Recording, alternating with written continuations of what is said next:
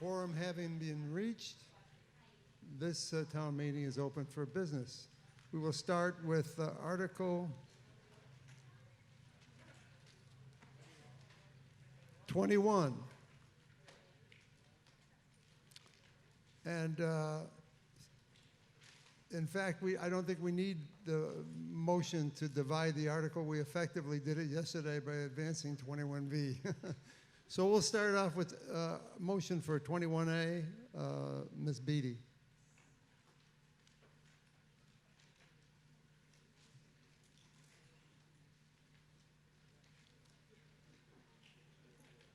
Good afternoon. It's good to see so many of you here. And I'm hoping we'll have even more come filtering in, but thank you. So, oh, sorry, right. And I can talk better without the masks too, not surprisingly. Can you hear me now? Okay, thank you. So I'm introducing the articles for the Community Preservation Fund Committee. And so this is the Article A, which is I move that the sum of $10,000 is hereby appropriated from fiscal year 2022 Community Preservation Fund revenues for administrative and operating expenses of the Community Preservation Committee. And before I sit down, I want to say to you, I've been sitting in on CPC meetings. We should be giving Lynn Spencer a hand of applause. Thank you, Lynn.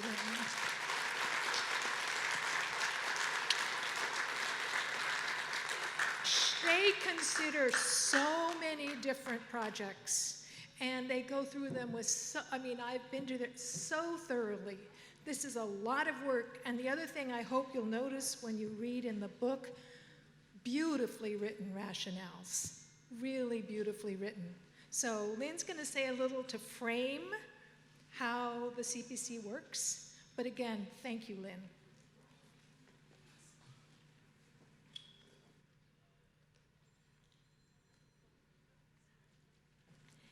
And I thank you, Barbara. Ooh, boy, that's very loud. Thank you all for being here today.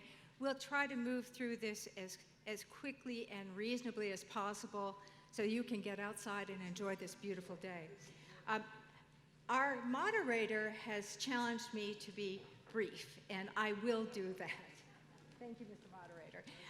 Community preservation is a great benefit to the town of Nahant, and we see it in the enhancement of life, enhancement of recreational opportunities, historic preservation, community housing, and open space. I'm just going to give you an overview of what amounts to 2 years worth of work, which is why you are considering Articles 21A today through 21U, V having been taken care of yesterday. Community preservation is a real estate surcharge, 3%, which was voted in by the town of Nahant in 2004. In the ensuing years, over $6.6 million has been generated from the surcharge, the state match, which is running now at approximately 70%, as well as leverage from private applicants who have actually added money to the funds. So there's been a great benefit to this in terms of leveraging as well as giving the opportunities that we'll be hearing about today. Of the group, we have $650,000 worth of grants to consider today. Of that number, some 36% is devoted to historic preservation. You'll be hearing about handicapped access improvements to Town Hall, work at the Ellenwood Chapel, work at the Public Library, and the American Legion sign, which we're very happy to be supporting. We also have $200,000, or about 26% of that number, going to community housing, which is represented on our committee by Mickey Long. And I should just, in a moment, I'll mention other committee members. Recreation this year, we had a number of applications from Town Administrator Tony Barletta, along with Zach Taylor. So we have over $232,000 worth of grants for recreation, ranging from the Little Nahant Playground to the tennis and basketball court behind us. And last but not least, we have a $41,000 or 5% of that number grant going to Bailey's Hill to the reclamation of that area, which has been laid out to us by Zach Taylor. You heard yesterday about an important bond, $1.5 million towards the protection of East Point.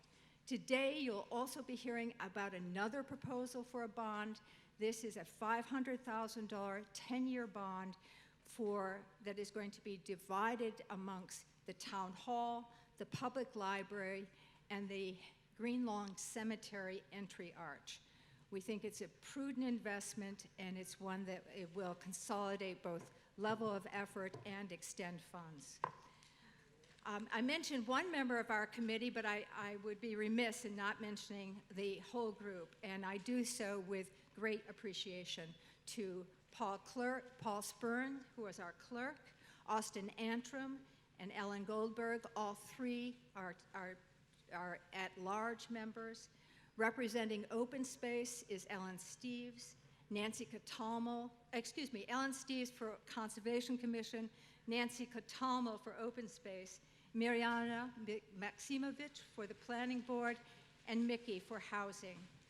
I am privileged to serve as chair and do so in the capacity as a designee of the Historical Commission. So with that, let us get on to the articles. Article A, the $10,000, is basically for administrative expenses for the commission. It in part funds the printing of this book. It also funds some of the administrative support that we get from Town Hall. I really want to thank Kristen Taylor for that. But it also, we hope this year, will initiate a signage program, because it is time to actually properly acknowledge community preservation and its impact on the town. So that's it for Article A. Further discussion on the motion? Seeing and hearing none, let us vote.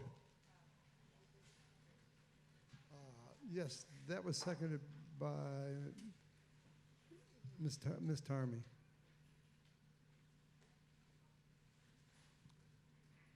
Okay.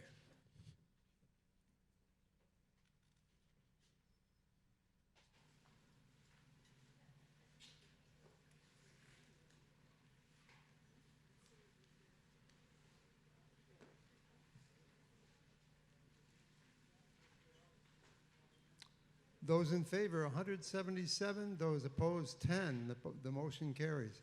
By the way, I'm going to call on our astute clerk to tell us what the total count was for attendance yesterday.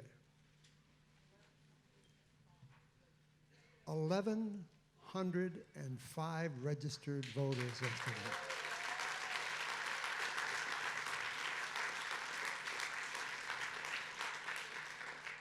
Thank you, and thank you coming back today. We still have a lot of business to do, but I'm sure we'll be able to get through it quickly.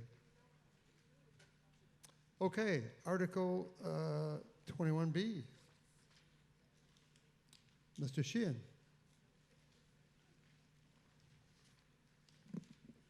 Good morning, Mr. Moderator. How are you today? Good morning to you, Mr. Sheehan. I'm looking fine. very dapper with your vest. I decided I better put my winter clothes on. I was freezing up here yesterday. Just a question, do you think we should test the voters, or are we good to go? We could. That's probably a good idea. The voting machines, items? Jessica, would you lead the voters in a test of the voting devices? Thanks, Dana. Good afternoon, everybody. Today, you will see our first test question. It says today is Sunday up on the screen. Just to refresh everybody. What you're seeing here is the question is in the question bar on the slide. You'll press 1 for yes, 2 for no. I will give you a 10-second visual confirmation that we have 10 seconds left. In case you're wondering where those receivers are, they are on the third tent pole right back there. So if you are ever in doubt, simply lift your arm up, point your device at that receiver, and that will help you get your best reception. They are line of sight to the receiver, so if you're pointing it at the ground or directly into your neighbor's back, it may take a few seconds longer to register than if you have a clear line of sight holding it up in the air. So I'm going to go ahead and have everybody, if you haven't already, let's go ahead and vote. And I'm going to go ahead and start the 10-second countdown timer now.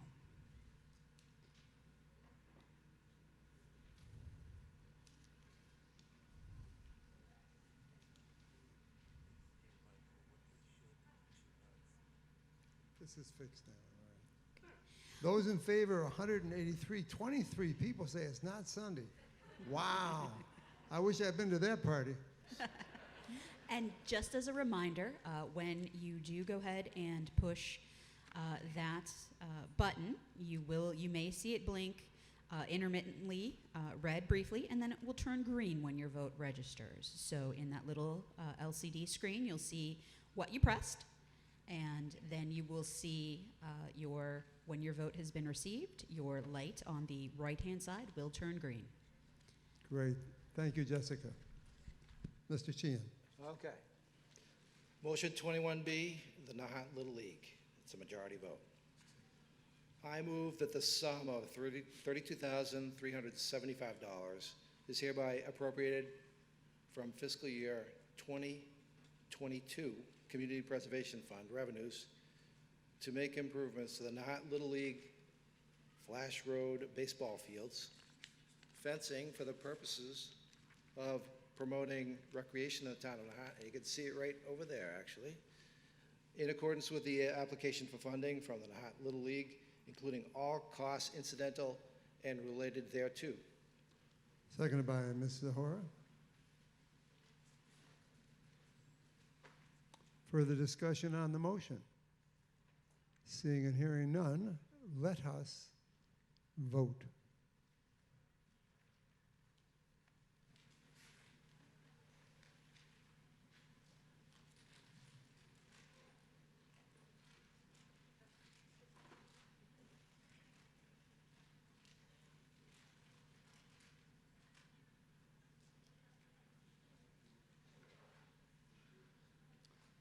Those in favor, 194. Those opposed, 8. The motion carries. Article 21C, Mr. Fogel.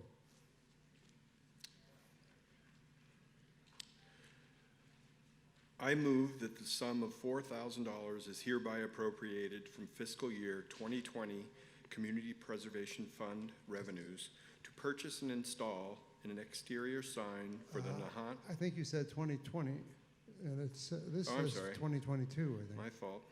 No problem. From fiscal year 2022 Community Preservation Fund revenues to purchase and install an exterior sign for the Nahant American Legion Post 215 in accordance with the application for funding from the Nahant American Legion Post 215, including all costs incidental or related thereto. Seconded by Mr. Vanderslice. Further discussion on the motion? Seeing and hearing none, let us vote.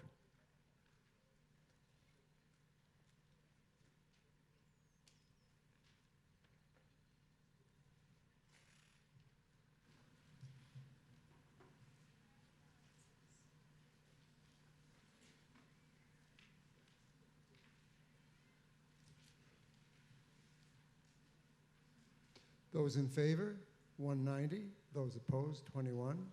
The motion carries. Article 21D, Ms. Beatty. I move that the sum of $120,000 is hereby appropriated from fiscal 2022 Community Preservation Fund revenues to make improvements to the basketball and tennis courts located at Flash Road for the purpose of promoting recreation in the town of Nahant in accordance with the application for funding from the town of Nahant, including all costs incidental or related thereto. And before I introduce Lynn Spencer again, who's going to say a bit about this, I'd like you just to look over there and see all the grass that's growing in the tennis courts and growing in the basketball courts, so that you get a sense of what bad shape they're really in. I mean, it's very visible. So that's why we're doing this. Please look from your seats. Don't go over there. We'll lose right. our quorum right there. Seconded by Mr. Brown.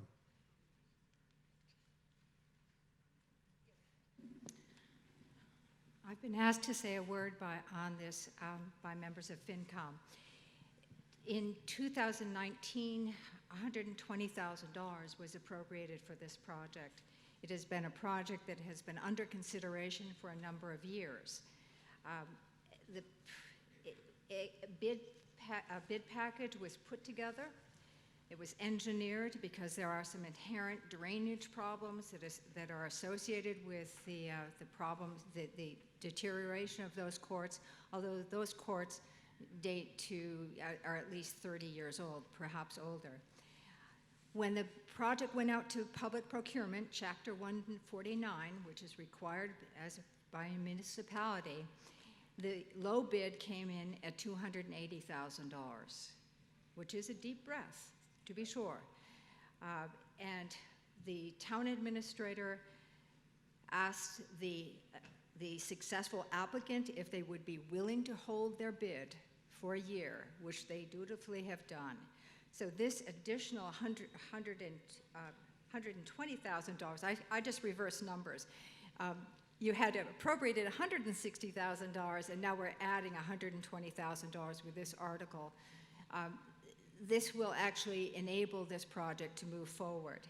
I will say that we had looked at the potential of trying to relocate these courts because they are in close proximity to the wetlands. However, we had determined with Zach Taylor at DPW and Town Administrator Tony Barletta and others that this was the best location and one that we should continue to take advantage of. So that's the story on this article. Thank you. Further discussion on the motion? Seeing and hearing none, let us vote.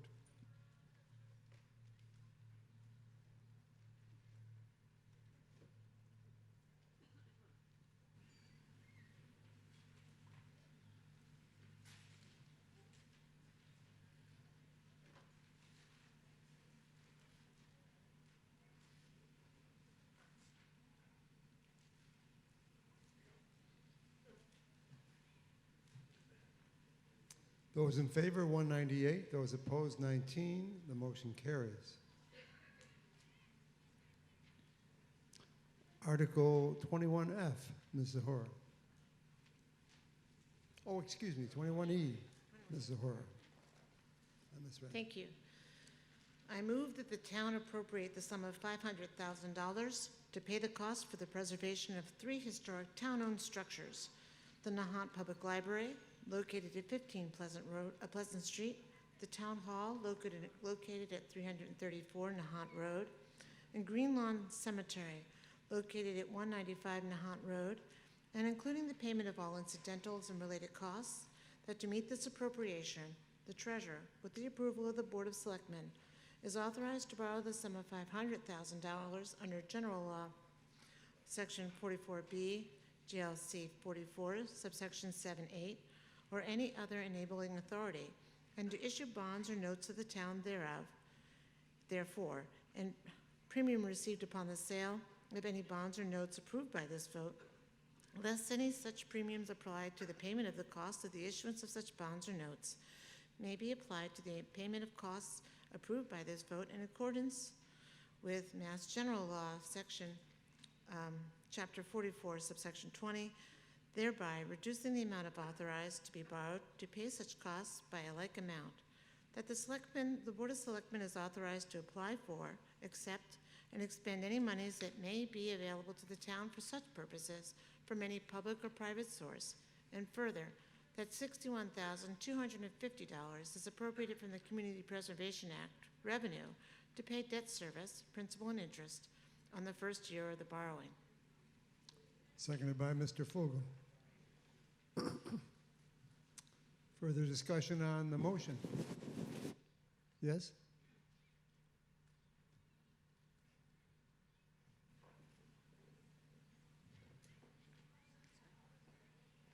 Mr. Moderator, will this, I believe this requires a 2/3 vote? It does, yes. Okay. Yes. Okay. Further discussion on the motion? Yes, sir. Oh. Take your time. Take your time, Jody. Jody Grawl, 65A Bass Point Road. Would somebody please explain how this works with borrowed funds? In other words, we're borrowing $500,000, $61,250 is going to be paid out of the Community Preservation Fund towards the first year of principal and interest. How much of this is matched by the state? We heard yesterday the state does not match, or it only matches the interest, or it doesn't match the interest, or just the principal. So the other part of the question is, for this bond and other bonds or borrowing, will an article similar to this come up every single year for the life of the bond for community preservation funds to be paid? And what happens if they're not authorized? Well, that's a good series of comments to unpack. So this will be a 10-year bond for $500,000 divided amongst the three buildings, the public library, the town hall, and the Green Lawn Cemetery entry arch. By the way, this grant comes from a comprehensive, grant recommendation comes from a comprehensive assessment of those three buildings that was undertaken 4 years ago and funded by community preservation funds. So it has some background. If you are willing, you could turn to a page 176 of your warrant, and you will see a debt schedule that actually accounts for an existing bond, which is in place. This will be year 2 of a $400,000 bond that was taken in 2019 for the public library, for the restoration of the terrace there. You will also see the debt schedule for the 10 years of the $500,000 bond that's under consideration now, and above it, the impact of the 30-year bond for the $1.5 million East Point Protection Bond. So the answer is, once you actually approve this article, the actual cost of the debt service, which includes interest and does include state match. I'm not sure where that confusion comes from, but the state match is applicable to both principal and interest. That then goes into effect when the bands are actually taken on the bond.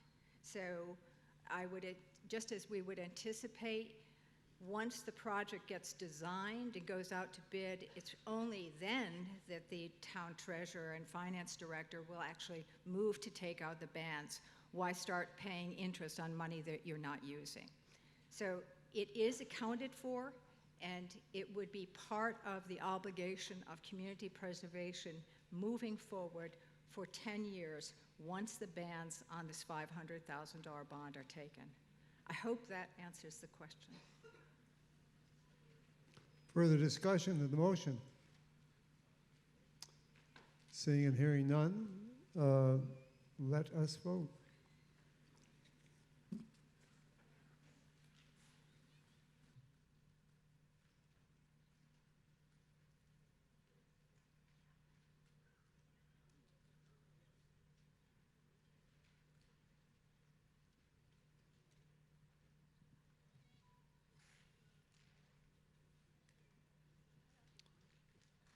Those in favor, 208. Those opposed, 23. The motion carries, and by far more than a two-thirds margin. So we now go to 21F. Mr. Fogel. Motion 21F, this is related to the library bond payment. I move that the sum of $55,200 is hereby appropriated from fiscal year 2022 Community Preservation Fund revenues for the payment of debt service on the $400,000 public library bonding authorized by the 2019 annual town meeting through Article 16C. Seconded by Mr. Sheehan. Further discussion on the motion? So as Lynn very eloquently described, this is the second year of a 10-year bond on the library funds that were used to renovate the terrace and other critical infrastructure improvements. Thank you. Further discussion on the motion? Seeing and hearing none, let us vote.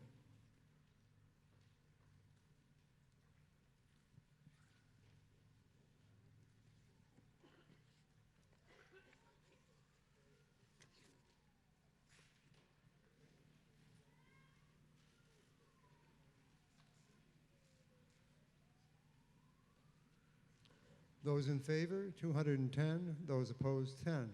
The motion carries. Article 21G, Ms. Beatty.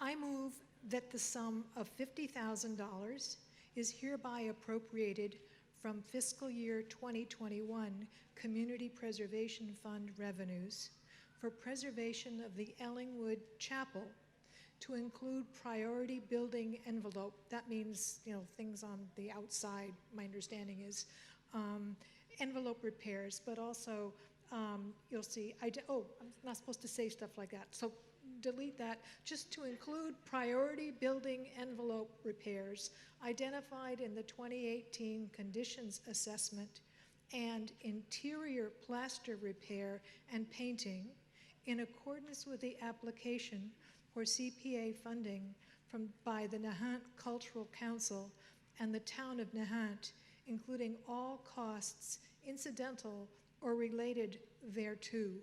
And I want to add that a great deal of work, as many of you know, has already been done on Ellenwood Chapel. So this is a continuation of a project. And I also want to add that Ralph Adams Cram, famous, that is I think it's a National Historic, isn't it? Yes, that is a really famous, internationally known building. And I think actually my father-in-law worked, Ed Meyer, worked partly on it. So this is something that is just a treasure in our town. So thank you very much. Seconded by Mr. Lewis. Further discussion? Yes, sir. Jim Walsh, 33 High Street. So I just want to say to folks that we look forward to having, once again, music in the Ellenwood Chapel. Probably 25 years ago, we started out very, very small in a building that was being used as a storage shed for the Department of Public Health. So Ralph Cram, internationally known architect, designer of St. John the Divine in New York City, also did a DPW shed in Nahant. It is an extraordinary place to hear music. if you like chamber music. Not everyone likes chamber music, but those of us who do find it to be incredible, as do the musicians that come from all over the country, literally, to play there. They are thrilled by the sound that can be evoked in that chapel. So I'm sure this will be supported by the town, as it has been for so many years. But I just want to say we look forward to hearing music there again. Thanks. Mr. Walsh, you say all over the country. I think there have been people from all over the world there. Isn't that true? I stand corrected. You're welcome. No problem. Yes, sir. Further discussion. Ken. Just a question for Ms. Spencer, and this may or may not. I'm sorry, Ken Carangelo, 81 Willow Road. Would just like to know an estimate as to the total amount that has been spent on the Ellenwood Chapel since the inception of the Community Preservation Act in Nahant. Roughly. Well, again, Ken, I can actually refer readers to the appendix that actually has a table in it, which it records year after year community preservation grants.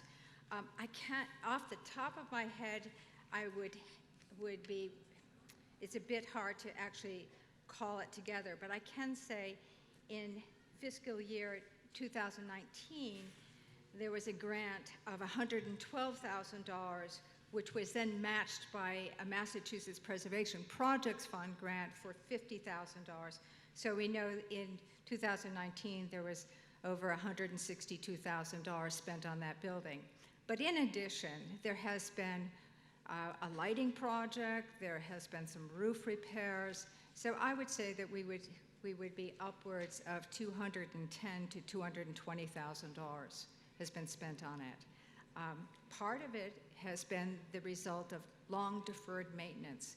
As Jim Walsh just said, until about 20 years ago, that building was just sitting without a lot of care. And so there's a certain amount of catch-up that is being done now. Further discussion. Yes, sir. Sandy Burton, 296 Nahant Road. Will they scrape the paint off the windows this year? It looks awful. It does look awful. We agree. Thanks, Sandy. Further discussion on the motion. Seeing and hearing none, let us vote.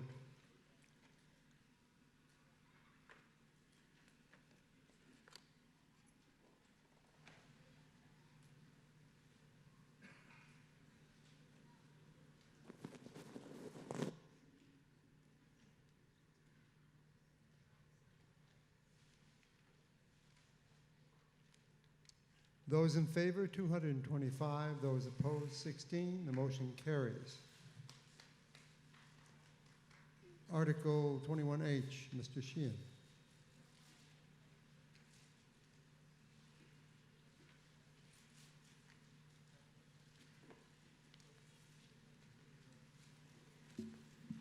Motion 21H, the Nahant Dory Club. I move that the sum of $17,000 is hereby appropriated from fiscal year 2021 Community Preservation Fund revenues to cover 20% of the cost of the Nahant Dory Club to procure and install a new gangway and davit apparatus from Town Wharf and 2 floating docks, including all costs incidental and related thereto, for the purpose of promoting recreation in the town of Nahant. Furthermore, that the Dory Club provide a professional engineering plan for the project, and the release of the aforementioned funding will be contingent upon approval of the town administrator based on an independent engineering review of the plans he elects to engage. Thank you. Seconded by Mr. Vanderslice. Further discussion on the motion?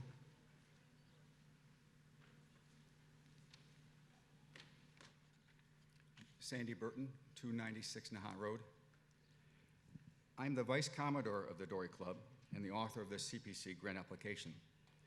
We're asking for monies to support at this time of a davit system, a davit system for the Dory Club floats. The Dory Club has two 30-foot floats that are used by club members and the Nahant sailing program. The NSP uses the floats all day long for 8 to 12 hours per day, Monday through Friday. The floats provide a safe place to get the children and adults out to the Road 19 fleet and allow the staff to have easy access to their launches. The Dory Club was founded in 1894 and has been supporting sailing, seamanship, and water safety for all those 127 years. In the fall of 2019, a Northeastern severely damaged the club's floats and gangway. At that time, a CPC grant application was written to help cover the costs of new floats and a gangway davit system for $83,000.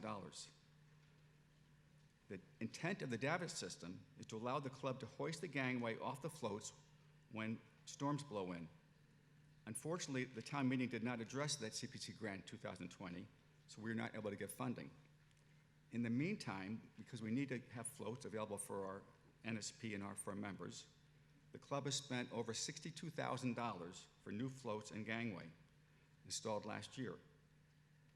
Unfortunately, last fall another storm came in without the davit system, and the floats and wharf and gangway were again damaged. So the CPC grant that was written in 2019 for 2020 the money's mostly been spent by the Dory Club, but we're still in need of a davit system.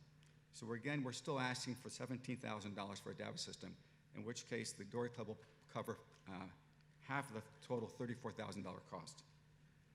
So please understand that with storms getting more frequent and with greater ferocity, the davit system will help to ensure that we do not damage the floats, gangway, or wharf in the future. The Nahant sailing program relies on the Dory Club's floats and gangway to provide safe boating for their students. Please vote yes to approve the CPC grant funding. Thank you. Thank you, Mr. Burton. Further discussion on the motion? Seeing and hearing none, let us vote.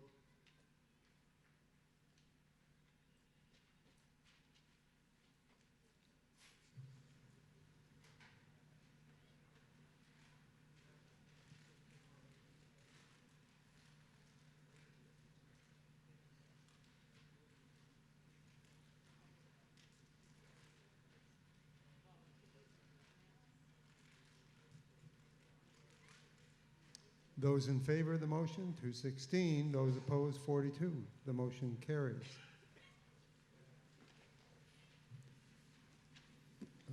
Article 21I, Mr. Fogel.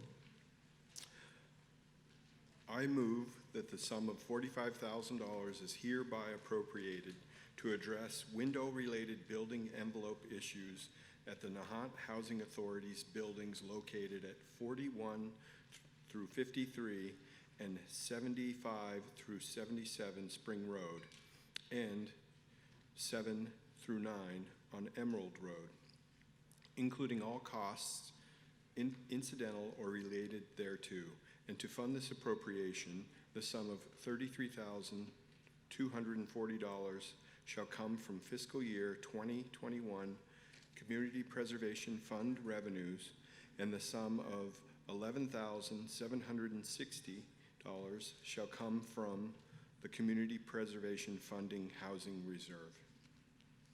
Seconded by Ms. Betty.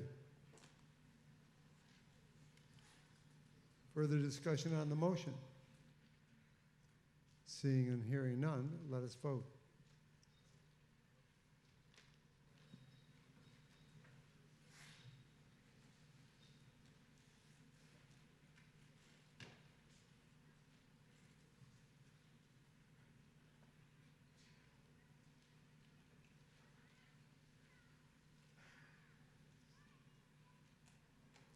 Those in favor of the motion, 222. Those opposed, 23. The motion carries.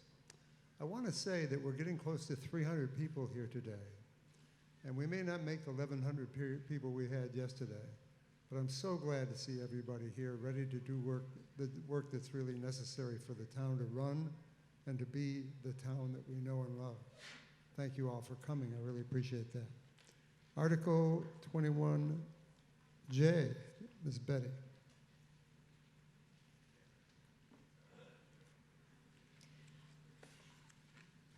move, this is for the Nahant Housing Authority, I move that the sum of $155,000 is hereby appropriated from the Community Preservation Fund Housing Reserve for the purpose of preserving the building envelope of the Nahant Housing Authority buildings located on Spring and Greystone Roads, including all costs incidental or related thereto, and furthermore, that the release of the aforementioned funding is contingent upon the Nahant Housing Authority providing a detailed report of its intended preservation efforts, and approval to proceed is issued by the Community Preservation Committee and the Town Administrator.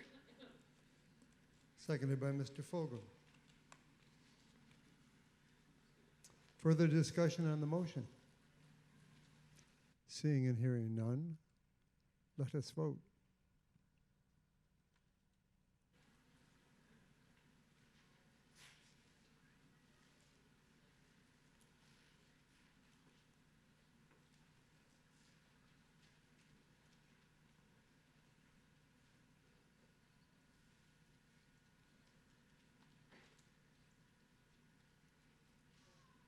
Those in favor, 231. Those opposed, 22. The motion carries. Article 21K, Mr. Sheehan.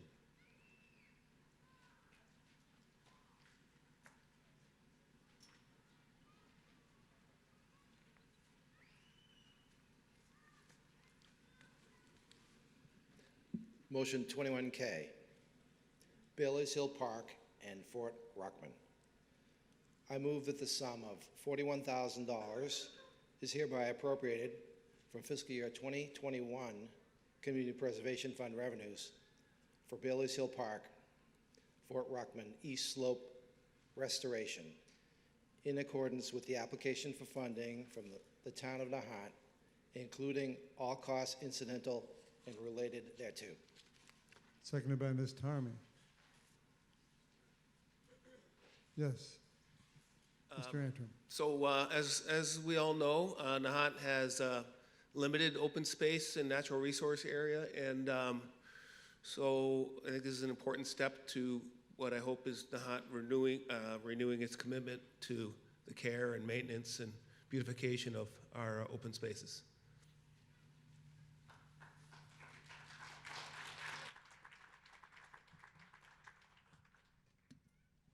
Thank you, Mr. Antrim. Further discussion on the motion? Seeing and hearing none, let us vote.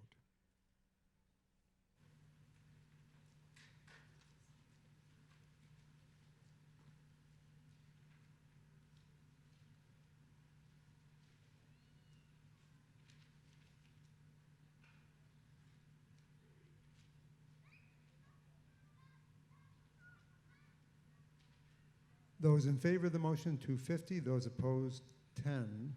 The motion carries.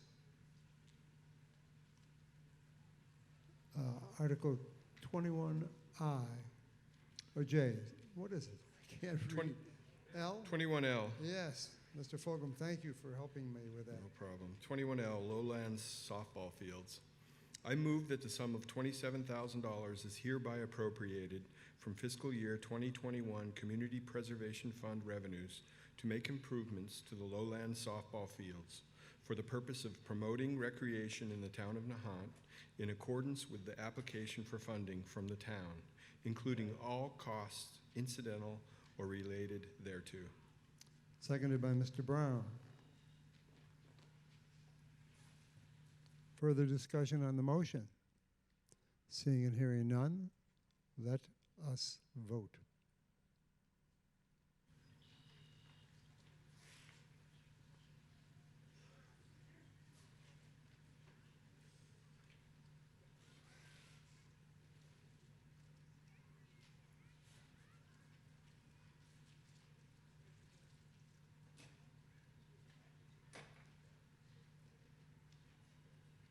Those in favor, 240. Those opposed, 20. The motion carries. Motion 21M, Ms. Beatty.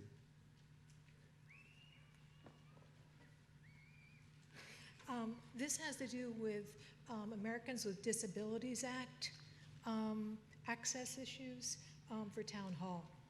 So I move that the sum of $165,000 is hereby appropriated for the preservation of Town Hall to fund priority handicapped access work in accordance with the application for funding from the town of Nahant, including all costs incidental or related thereto, and to fund this appropriation, the sum of $128,165 shall come from fiscal year 2021 Community Preservation Fund revenues, and the sum of $36,835 shall come from Community Preservation Fund general reserves. And I want to note that this is about handicap access, which I'm looking out at you, and we're all getting older. But even before that, this is a federal commitment. That's a ADA, that's a federal act. So this is about improving, door handles and ramps and making it possible for people with disabilities to actually be able to go up and down and use Town Hall. So it's important for you to know that this is part of a commitment of the town to Americans with disabilities. So thank you. Seconded by Ms. Zahora. Further discussion on the motion? Seeing and hearing none, let us vote.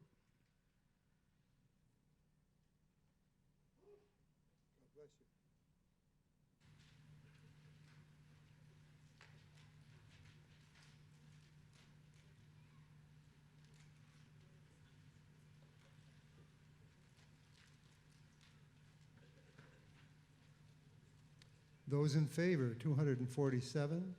Those opposed, 22. The motion carries.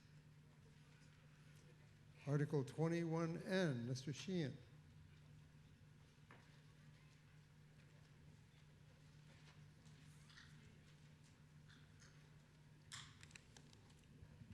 Motion 21N, Little Nahant Playground. I move that the sum of $24,000 is hereby appropriated from Community Preservation Fund general reserves for the town of Nahant to make improvements to the Little Nahant Playground for the purpose of promoting recreation and the use of open space in the town of Nahant, and in accordance with the application for funding from the town, including all costs incidental and related thereto. Seconded by Mr. Lewis. Further discussion on the motion? Seeing and hearing none, let us vote.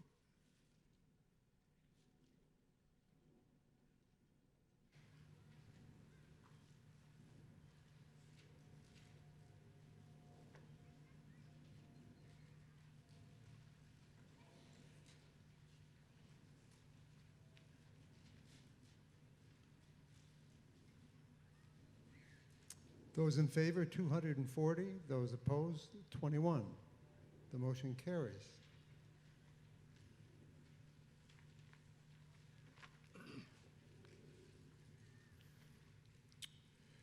Motion 21O. Thank you, Mr. Fogel. Spring Road Basketball Court. I move that the sum of $12,000 is hereby appropriated from Community Preservation Fund general revenues or general reserves for the town of Nahant to restore the basketball court on Spring Road for the purpose of promoting recreation in the town of Nahant in accordance with the application for funding from the town, including all costs incidental or related thereto. Seconded by Mr. Sheehan. Any further discussion on this motion? Seeing and hearing none, let us vote.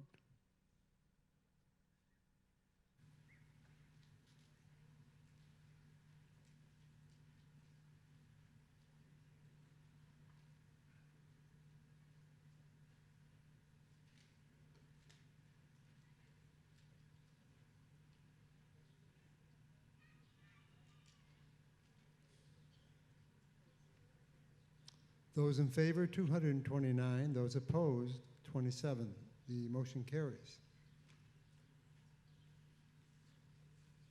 Article 21P, Ms. Beatty. Oh, are you doing this?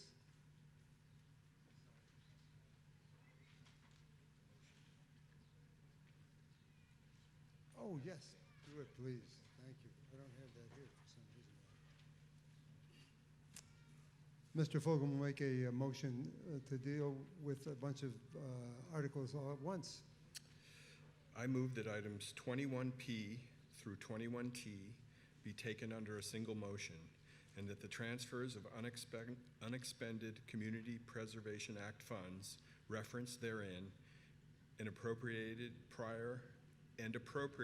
by prior town meetings for various purposes be transferred to the Community Preservation General Reserves account as written in the warrant.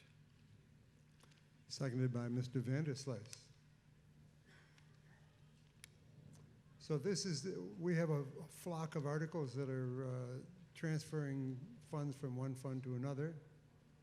And Mr. Fulgham has moved to take them all up in one motion. And that motion,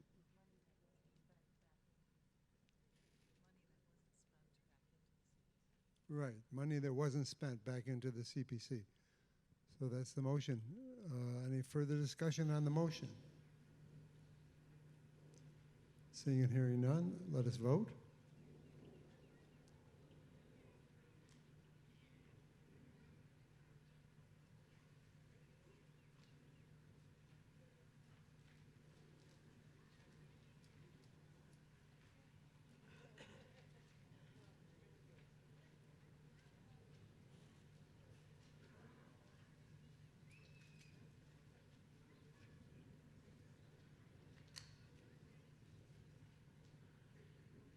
Those in favor, 236. Those opposed, 5. That motion carries. So we need to then make the motion, I guess. So we have combined P through T, and now we need to make a motion to make the transfers, I think. It's all done? Town council informs me that we have already succeeded. So we will move then to U, 21U. Mr. Fulgham. I move that the town set aside revenues from fiscal year 2020 and 2021 Community Preservation Fund revenues for later appropriation in the amount of $121,351 to be maintained in the Community Preservation Fund General Reserves account. Seconded by Mr. Sheehan. Further discussion, yes? I'd like to refer readers to page 174 of this report. And if you look at that table, you'll see that we've listed all of the grants that you've just heard, as well as the clawbacks that have been refunded. And what happens is that we end up this year with $266,000 in general reserve and $35,000 in the housing reserve. And this article helps actually take any state money or any unfunded money that has been appropriated and voted by the town meeting and move it into the general reserve account, which gives the Community Preservation Committee with our FinCom the ability to actually be flexible in its grant making. But just to remind everyone that 10% of the available funds have to be designated to historic preservation, to community housing, and to open space recreation. So then there's $70,000 that is in the general. I hope that's helpful. And this is very clearly laid out in the warrant. Thank you. Thank you. Further discussion on the motion? Seeing and hearing none, let us vote.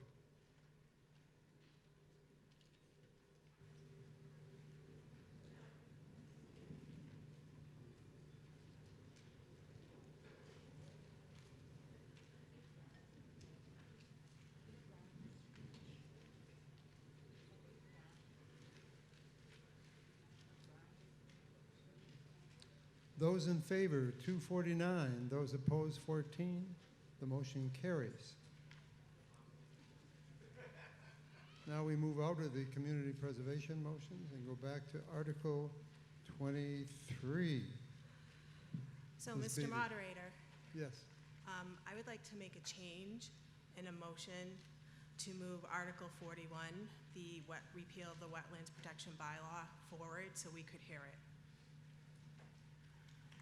The motion is to move 241, number 41, to be argued now. Yes.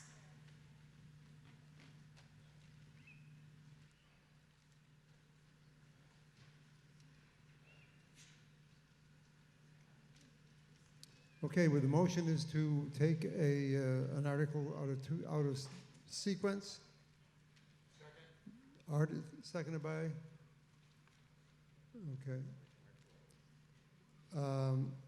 So we have to move on that. I think that's not, I can't remember whether that's debatable or not. Anybody got an idea? Debatable? Debatable. Okay, you want to make a comment on it? I don't want to make a comment, but the petitioner is welcome to make a comment. Further comments on the motion to take Article 41 out of sequence? Seeing and hearing none, let us vote. Oh, take your time, come on up.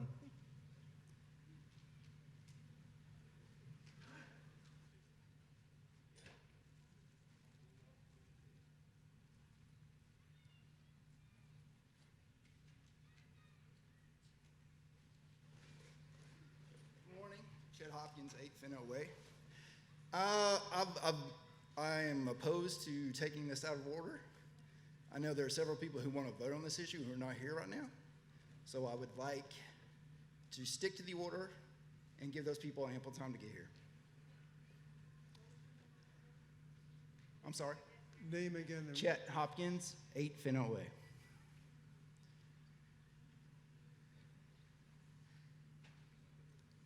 Thank you. Further discussion on the motion? Seeing and hearing none, let us vote. The motion is to take Article 41 out of sequence and move it to the present point of order, or present presentation. Yes, sir.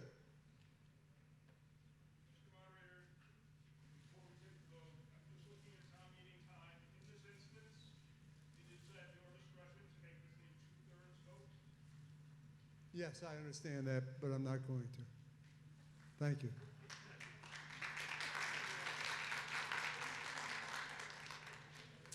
Okay, those in favor of taking Article 41 out of sequence, vote yes. Those who are against it, vote no.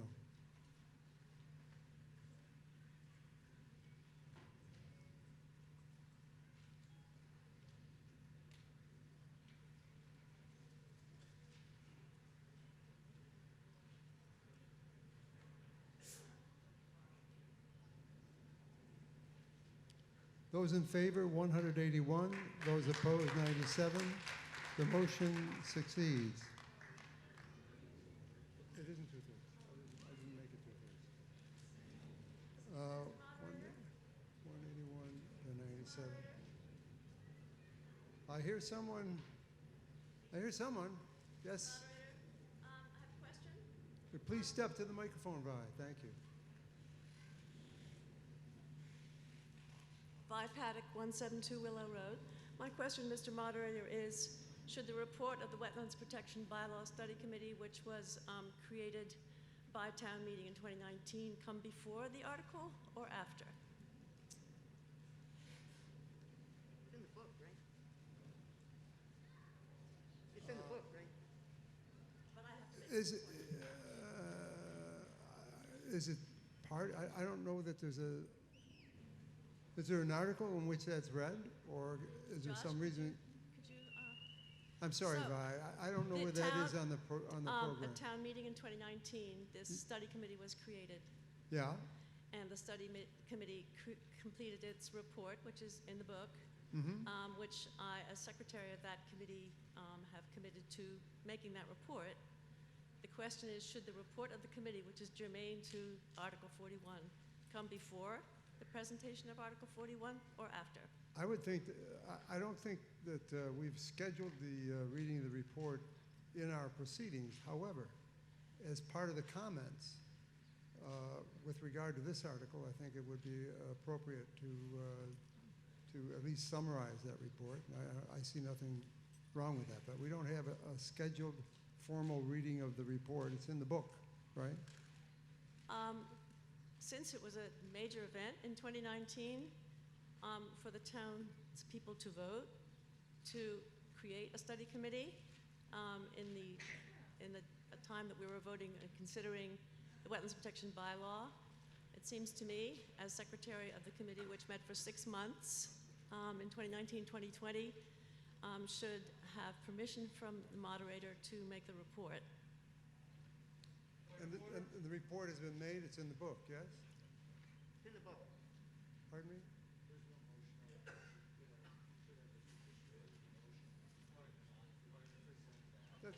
That's what I just said. So Vi, there's no motion on the floor yet. Somebody's got to make a motion. Once they make the motion, your report that you're talking about would be pertinent to the discussion of the motion. Okay, so And then, so you're more than capable of at least summarizing the report or making the points out of it that you want to make, and we'll hear it. And it's Okay. already in the book, and you can refer people to the book as well. Okay, But there's so- no specific Okay. scheduling of reading the report Okay. at this town meeting, but So Mr. Moderator, I should speak in the discussion time? yes, Thank you. you're welcome. Yes, sir. Was there a point of order or someplace over here? Yep. Yep. Okay. We're going to hear a motion, right? Somebody's going to make a motion? So this is Article, so we now come to Article 41. Is there someone who is going to make a motion in connection with Article 41? I thought FinCom made the motions and then we discussed. FinCom, this is a citizen's petition. Oh, then I guess I should make it. This is not Sorry, since it was my not citizen's not a job for the FinCom. Okay, I apologize. I'm going to have to rearrange my notes. What's that? I move to see if the town will vote to repeal in its entirety the Wetlands Protection Bylaw adopted at the August 27th, 2018 special town meeting, or take any other action relative thereto. Needs a second.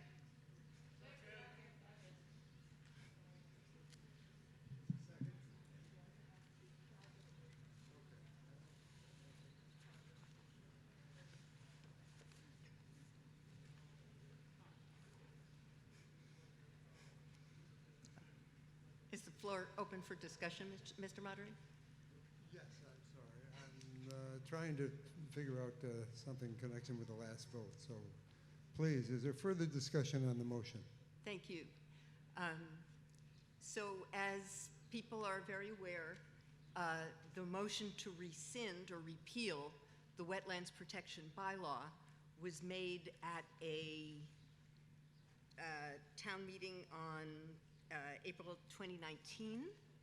At that time, so the Finance Committee this year has elected to make no recommendation on this article. But at the time that it was proposed in 2018, the FinCom, which did a careful financial review, did make a recommendation. I'm begging your indulgence, since nobody has that warrant, to read what they said.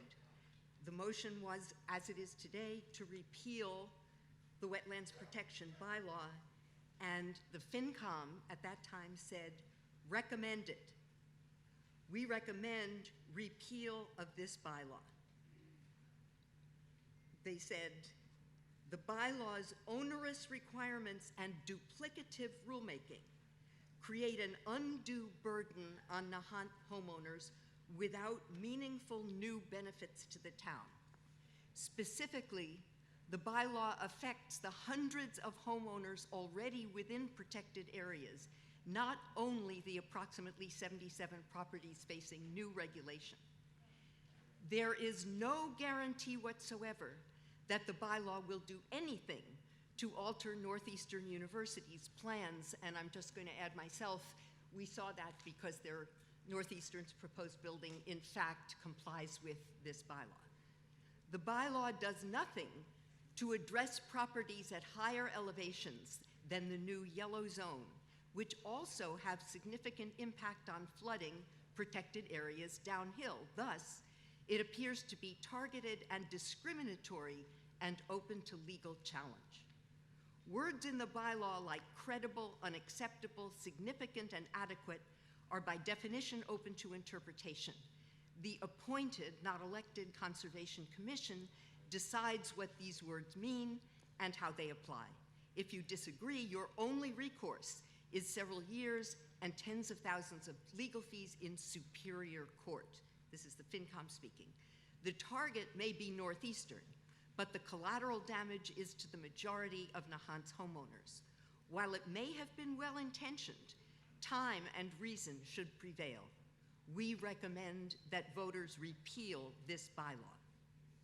Prior to the August special town meeting, based on incomplete information, we wrote a lukewarm recommendation which has repeatedly been cited by proponents as a ringing endorsement. It was not. The bylaw specifies Mass Superior Court as the sole way to appeal a decision made by local appointed officials not subject to oversight. The Mass Department of Environmental Protection, as the existing body for appeals prior to the Wetlands bylaw, has sufficient expertise, experience, and resources to address any conflicts in a timely manner.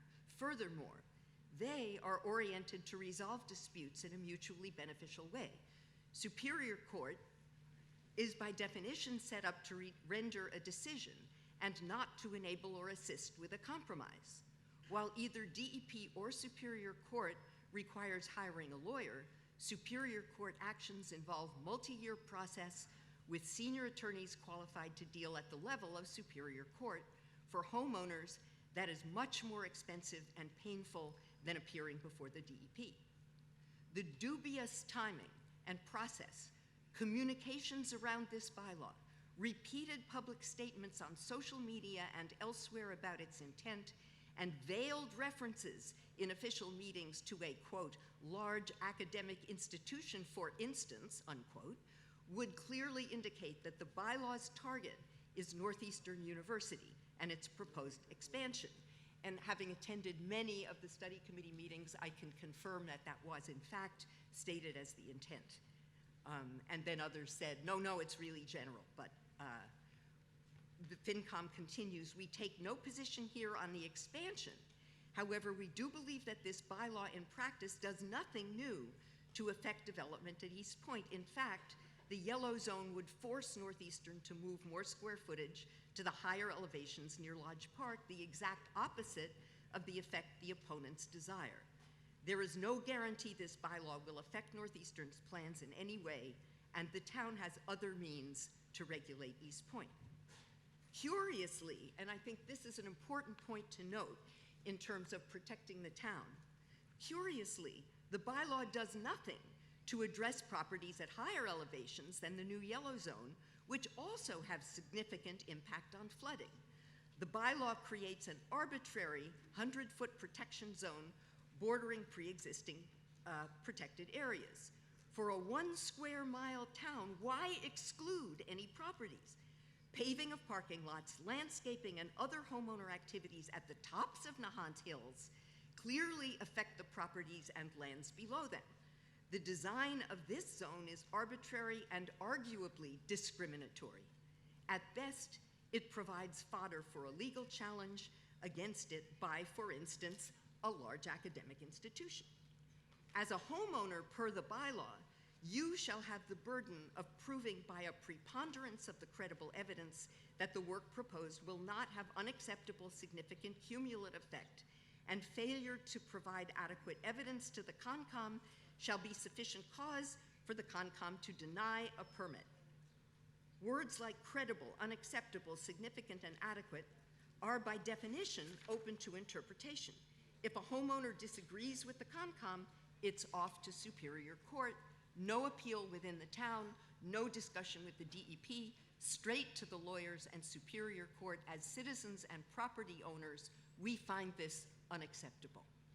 The bylaw's proponents stated to the Finance Committee there would be no funding or additional expense required by the town. Since the bylaw's passage, they have requested funding for an employee. I honestly don't want to read this because I'm not sure where that stands. But what they say is we have strong reservations about an appointed body influenced by private organizations such as NPT having free rein to determine a property owner's fate, forcing any opposition into a protracted and expensive process. The existing enforcement mechanism is entirely ad hoc. Someone on the CPC happens to see a violation, or a neighbor complains, or the building inspector notices work in progress and notices the Concom. The bylaw adds more rules but does nothing to improve enforcement of existing regulations. The town, including East Point, was already covered by the State Wetlands Protection Act, zoning bylaws, and Concom regulations, to name a few. The bylaw may be well-intentioned to stop Northeastern, but it puts Nahant's homeowners under great pressure for no sure benefit. The Advisory and Finance Committee can only make recommendations. You still decide how to vote. Under this bylaw, the appointed, not elected, Conservation Commission can unilaterally control your property, force you to spend money, force you to court, and force delays in what you consider a reasonable improvement because they deem it otherwise. The target may be Northeastern, but the collateral damage is to the majority of homeowners in Nahant. We recommend that voters repeal this bylaw.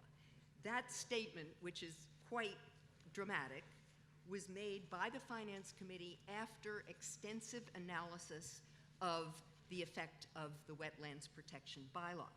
Now, I tried to summarize that in a statement in the warrant. You're just about out of time. Okay. You've got about 1 minute.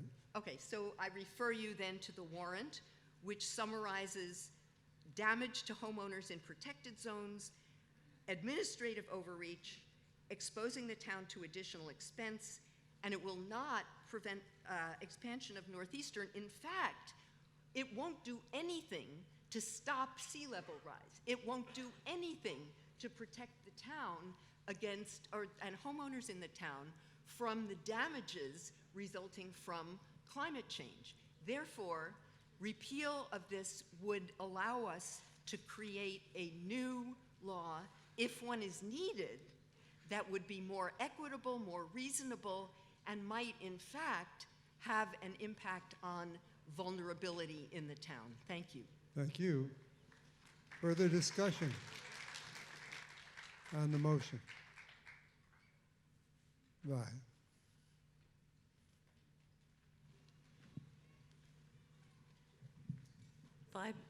Excuse me, Vi Paddock, 172 Willow Road.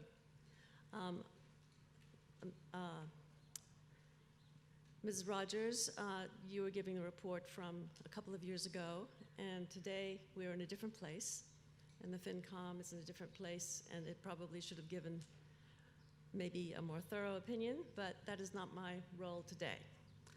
My role today is as a reporter. I'm reporting back to you, the citizens of Nahant. If you would turn to page 115, please, in your booklet.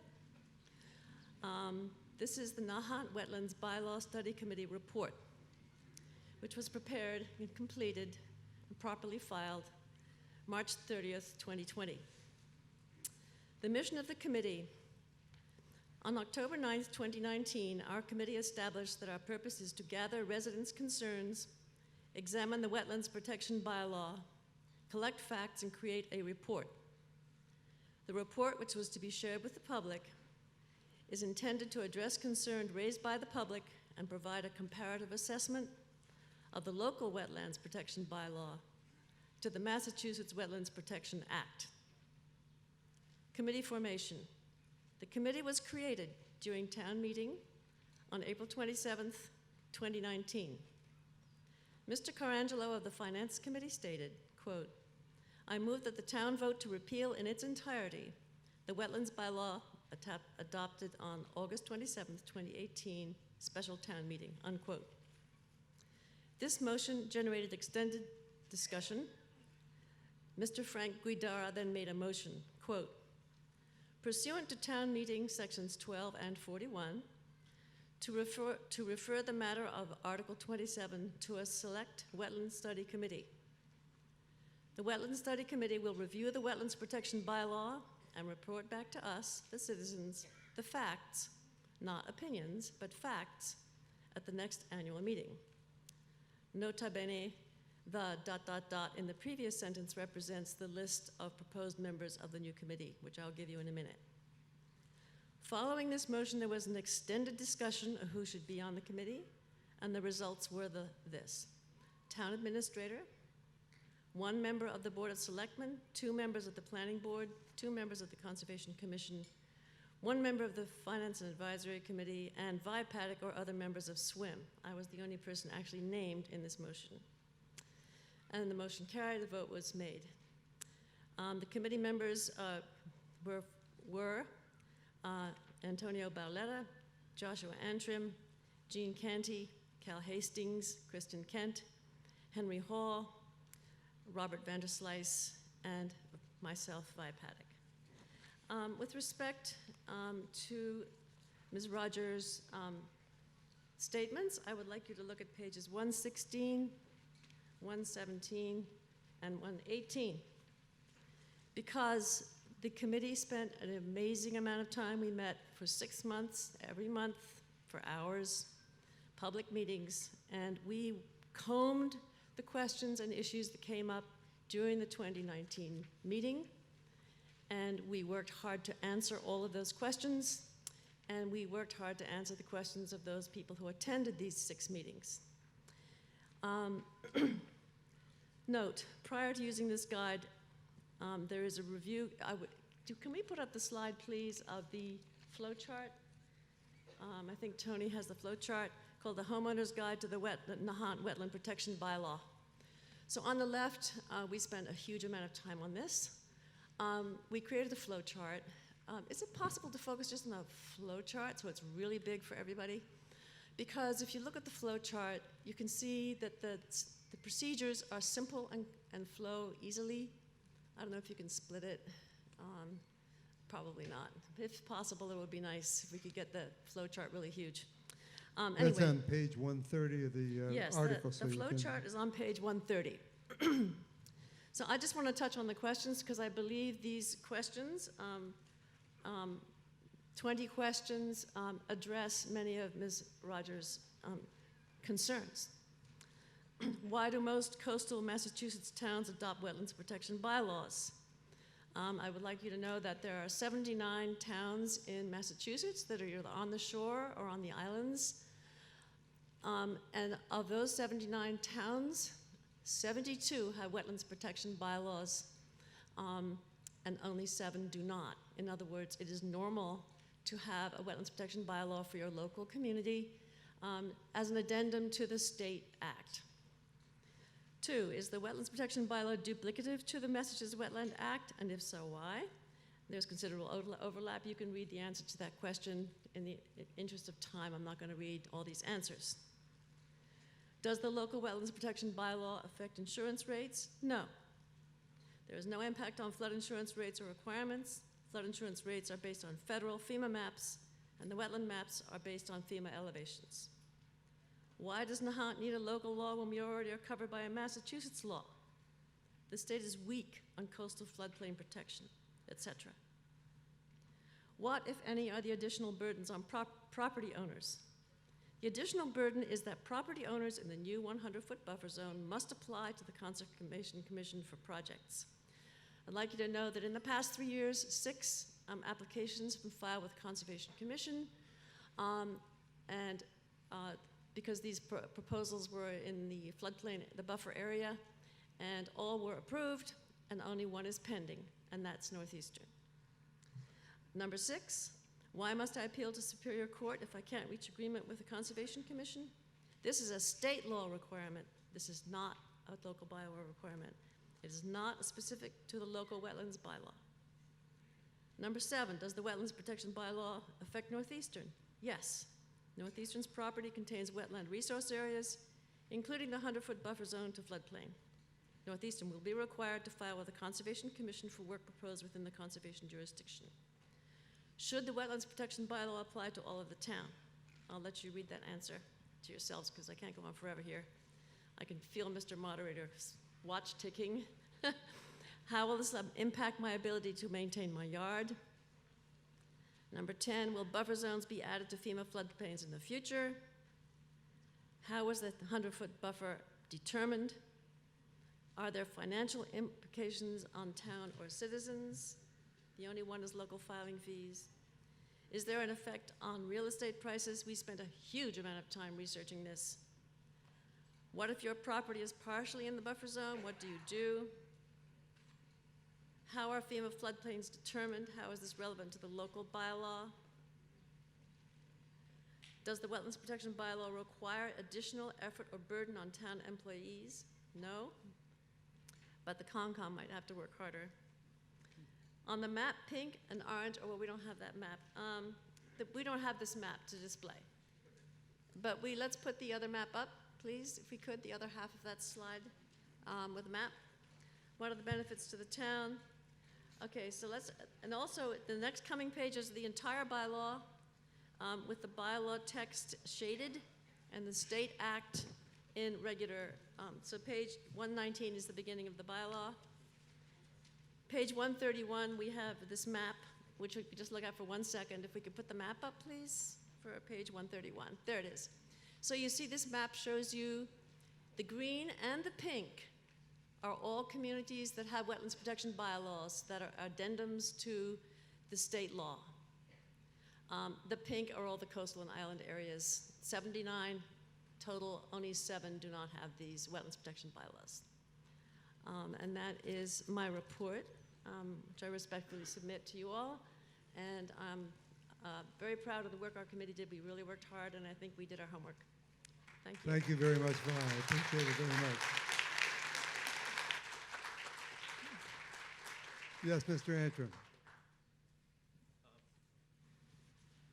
I'll be brief because Vi covered all that pretty well, but I was the representative from the Board of Selectmen on this committee, and just to reinforce, the purpose of the committee was not to recommend or not recommend, but just answer all the questions that had been asked and concerns raised, and compare our local wetlands bylaw to the Wetlands Protection Act. So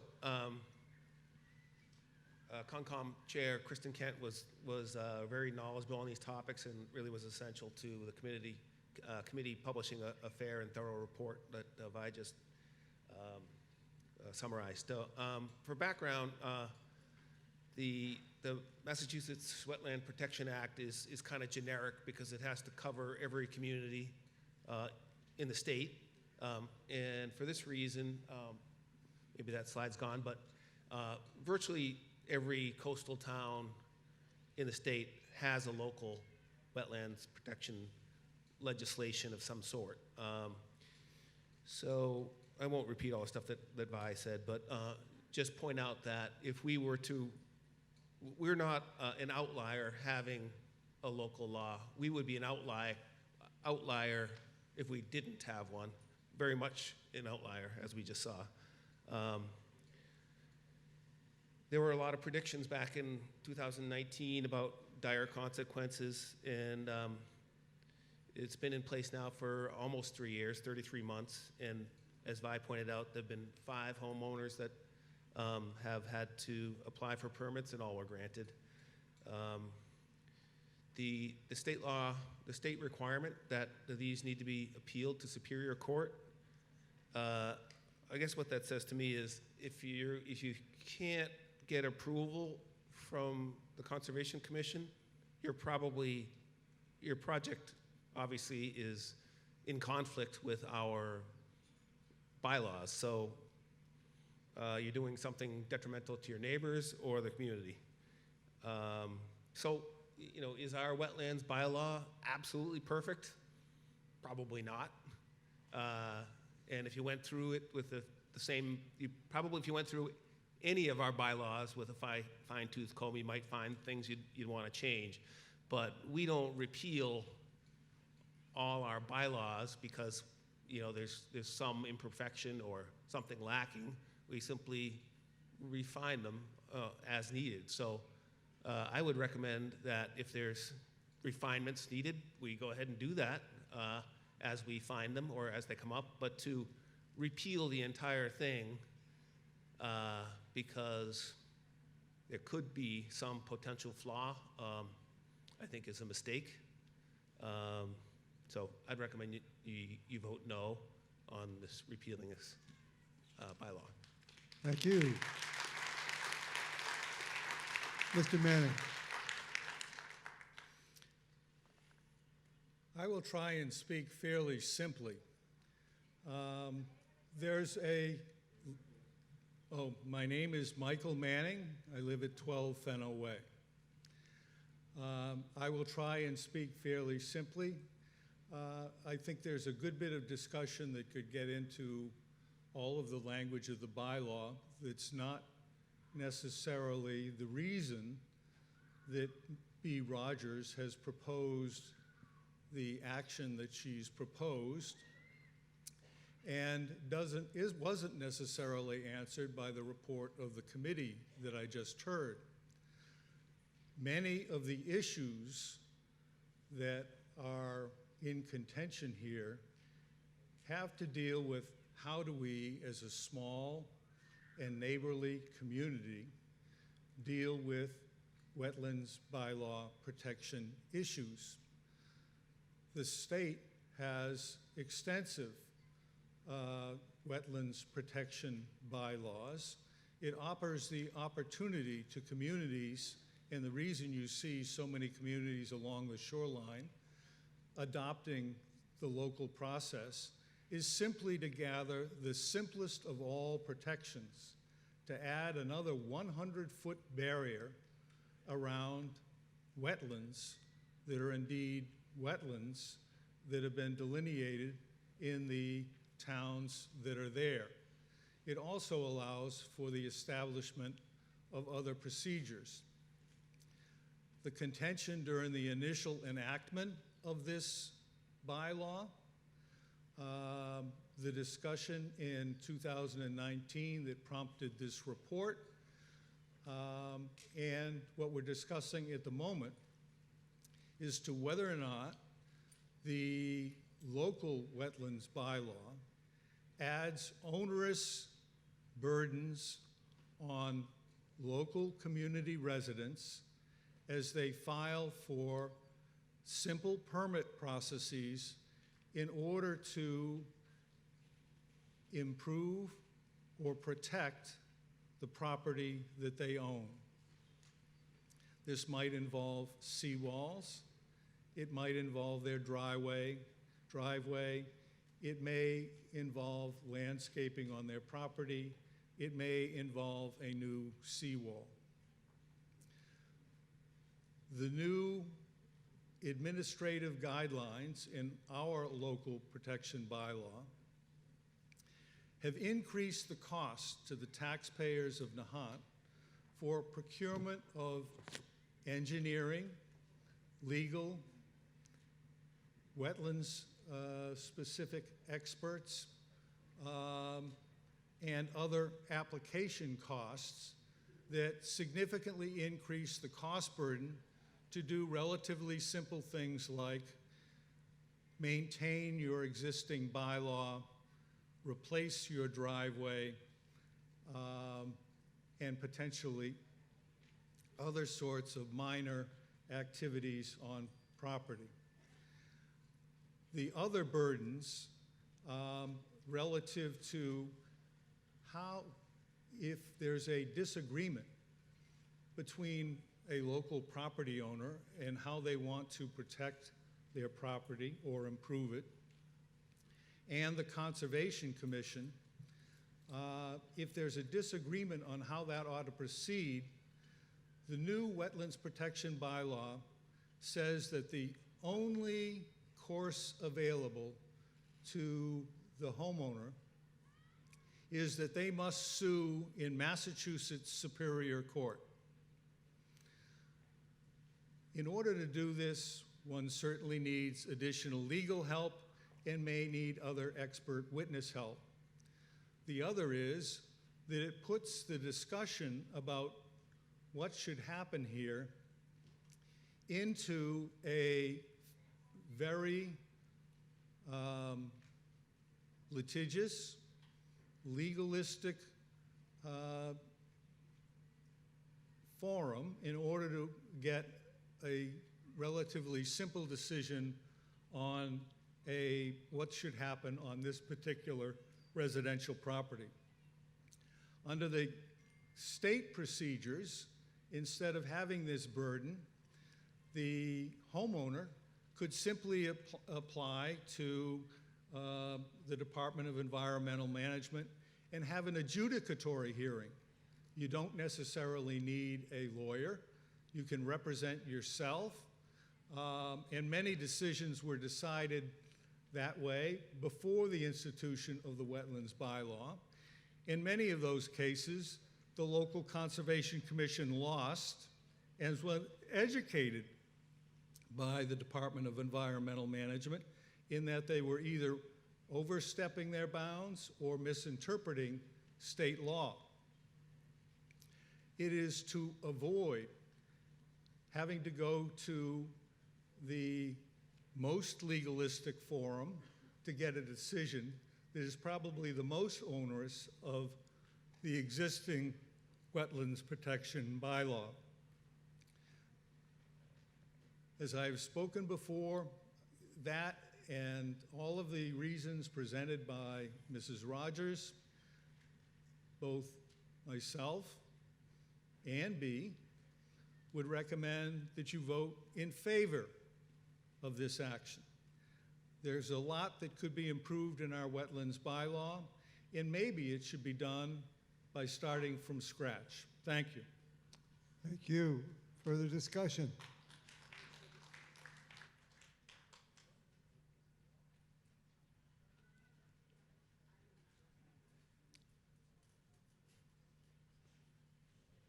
So it has to come down.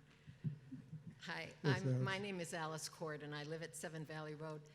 2 years ago, actually, at town meeting, I spoke to make comments about the FinCom comment, and I will just say that that comment was written by one member of the FinCom and not reviewed by anyone else, and I think they've changed their process since then. I objected to the fact that the language was extremely dramatic and unlike any of their other opinions, using words like onerous and immediately jumping to a $10,000 cost in Superior Court. So I'm speaking to ask you to vote no on Article 41 and protect the Wetlands Bylaw rather than repeal it. You've heard a quick version of the committee report from Vi Patek about the effect of the bylaw on Nahant citizens over the past 3 years. As I recall, it only really affected 75 Nahant homeowners, and in the past 3 years, it's only actually affected 6 of them, as she reported now. But in the meantime, I've listened in on some of those Conservation Commission hearings for the typical citizens that live in the wetlands or buffer area. Now, the wetlands areas are, 50 feet around a wetland and from the ocean. So the bylaw itself extends the buffer area by another 50 feet. That's my understanding of it. And I have to say, listening to the Conservation Commission hearings, I've been so impressed with the input from our Conservation Commission members on the plans proposed. Many thanks are due to the CONCOM as they have worked hard to educate us all about the best way to protect fragile coastal areas by the use of the correct building materials and methods and the best and legal locations for the work. They have helped enable citizens as much as they can to accomplish their goals without harming the land or the ocean, and in some cases included protecting the land of their surrounding neighbors. None of the projects proposed by local citizens have resulted in court cases to date. A specific concern I have, though, is a statement made by B. Rogers' argument that's published in the warrant to the repeal, which I feel is quite mistaken. Though she may want to believe that, quote, the bylaw will not prevent expansion of Northeastern and repealing it will not make expansion more likely, end quote, here I feel she is wrong. A significant area at East Point around the Edwards building and in front of the Murphy bunker entrances, areas that are not protected by a possible eminent domain conservation easement, are within 100 feet of a wetlands. I've handed out copies of the map today created by Northeastern for its state DEIR filing, which shows those areas affected in yellow. Repealing the bylaw, in my view, makes that square footage more likely to be utilized by Northeastern to add more construction, including buildings up to 30 or 35 feet tall, to achieve its desire for expansion on Nahant. It should be quite unnecessary for a small community's citizens to legislate protection of a wetlands buffer zone's lands to ensure that a university that allegedly has a commitment to coastal sustainability does not destroy these fragile areas. But unfortunately, we know better, having watched Northeastern illegally bulldoze through a state-protected wetlands area in order to prepare for some of its drill testing. So, sad to say, I feel we cannot trust them and need to help them by means of this bylaw to do the right and ecologically responsible thing to protect these fragile coastal areas and wetland buffer zone areas. Needless to say, the more buildings at East Point, the more people and the more cost to Nahant residents, as well as the greater damage to the environment. So please protect the fragile coastal and wetlands buffer zones throughout our town and vote no on Article 41. Thank you. Thank you. Mr. Vandersleigh. I'd just like to add some context to the Finance Committee's recommendation that in 2019 that be read pretty much verbatim. I have consulted with the other members of the FinCom that were on the committee at the time. The common practice of the committee at that time was that the recommendations, the text that you read in the book, would be written and not necessarily approved by the entire committee. That is the case with the one that she read. It was written by one member of the committee at the last minute and not approved by the rest of the committee. I'm happy to report that largely as a result of this, we have now tightened up the procedure, so we do review everything that gets written. And just last, I would note that none of the dire things that have been predicted in that recommendation have come true. Thank you. Further discussion? Yes, sir. Mike Rawworth, Mr. Moderator, 31 Summer Street. I had a handful of things to say, each one of which was a humdinger, but I'm going to forego those and call the question. The question has been called for. The issue before the House is whether to cut off further debate. And we need a 2/3 majority in order to do so. It's not debatable, so I ask you, let us vote. Oh, was that seconded? Second. All right, it's been seconded. Let us vote. If you're in favor of cutting off debate, vote yes. If you want to keep debate open for further information, vote no.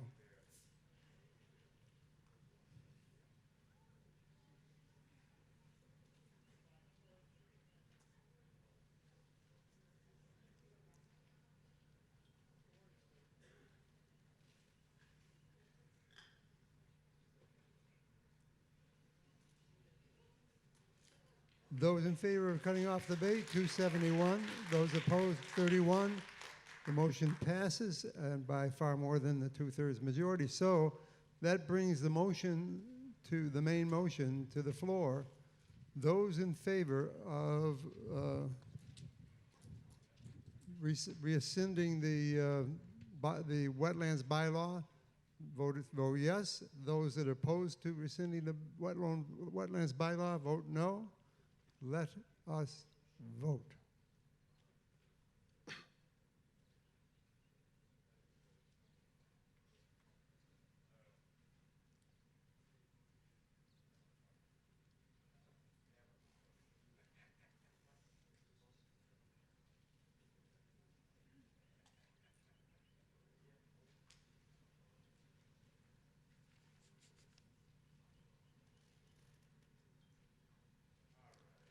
Those in favor, 69. Those opposed, 238. The motion fails.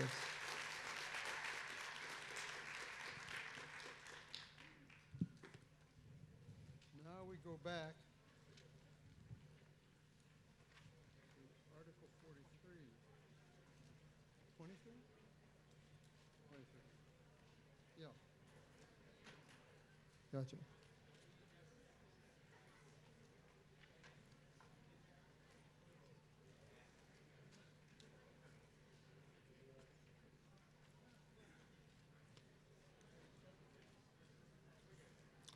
Okay, Article 23, MWRA borrowing. Mr. Moderator, Excuse me?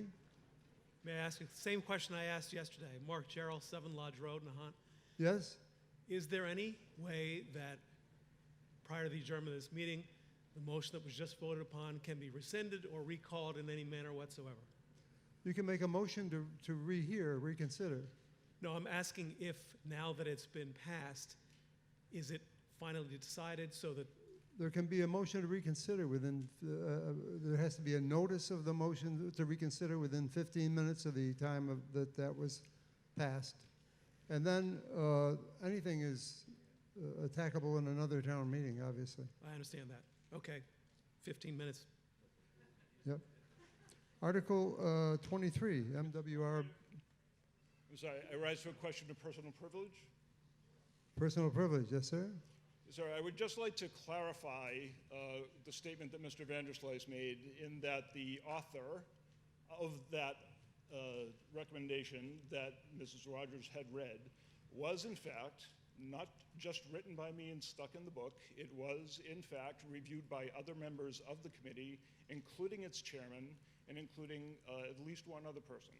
So I would appreciate that the public understands that was not sort of rogue person sticking something in the book. It did in fact have a review process, which is different from the review process today. I'm not sure what you wanted me to do, but whatever it is, That's I'm all. not going to do it. There's nothing for you to do. You just let me do it. But I'm not going to call Mr. Vanderslice up and have you duke it out, I'll tell you that much.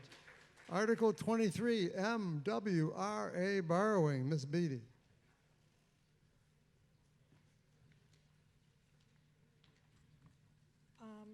This motion has to do with borrowing from the Massachusetts Water Resources Authority, and it will require a 2/3 vote.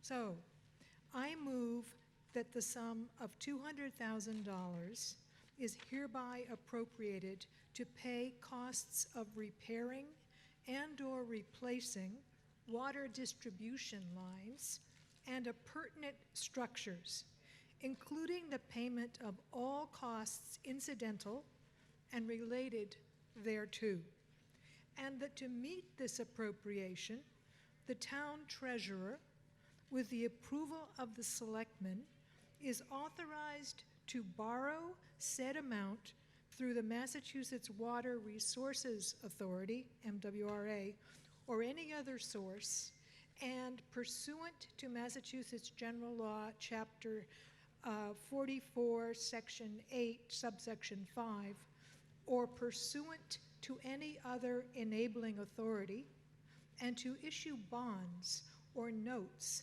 of the town therefore.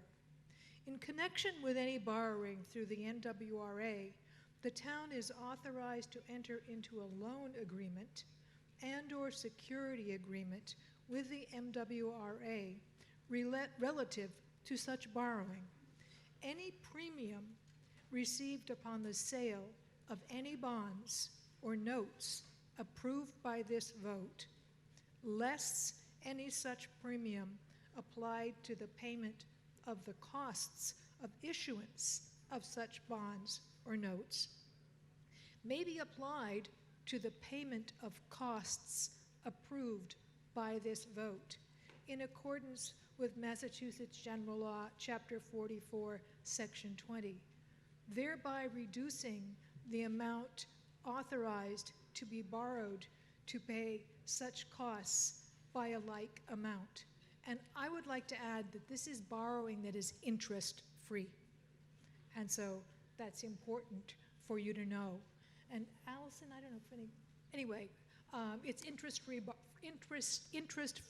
borrowing. Seconded by Mr. Fulgham. Further discussion on the motion? Seeing and hearing none, let us vote.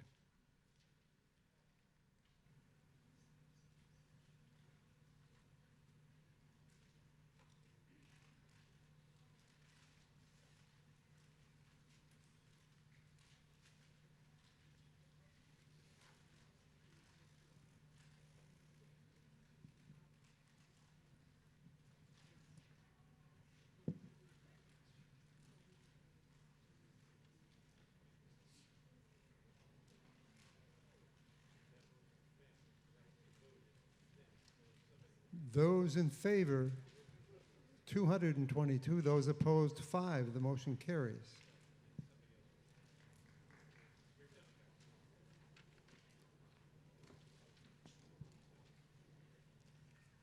Article 24, Ms. Zahora. Thank you. I move that the town approve Article 24 is printed in Appendix 15. That's page 184 through 187 in the book of the report and recommendation of the Advisory and Finance Committee. Seconded by Mr. Lewis. Further discussion on the motion?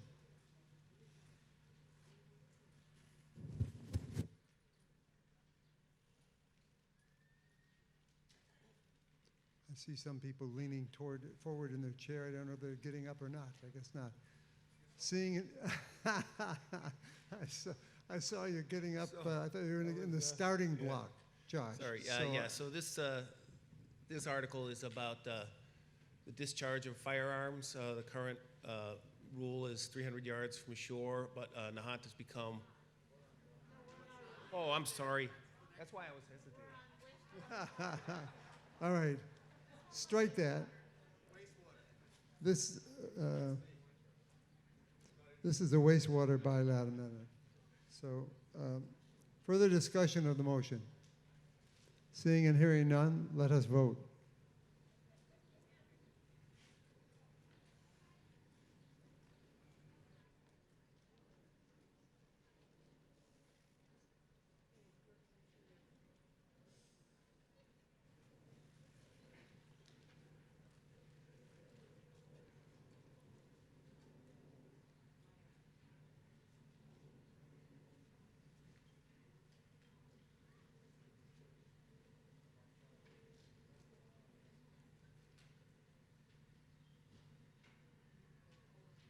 Those in favor, 197. Those opposed, 10. The motion carries.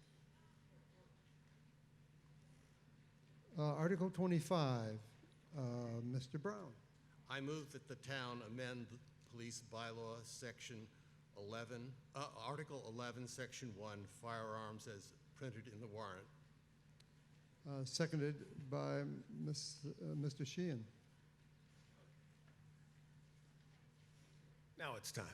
So, Mr. Asher. yeah, so this extends the firearm discharge distance from shore from 300 yards to 600 yards. Nahant's now sort of a year-round water recreation place with surfers going out year-round and kiteboarders year-round and foil boards now, at least a few of them, going all the way around East Point and 40 Steps and so on. So in the name of safety, we're proposing that we extend that firearms discharge distance to 600 yards from mean low water.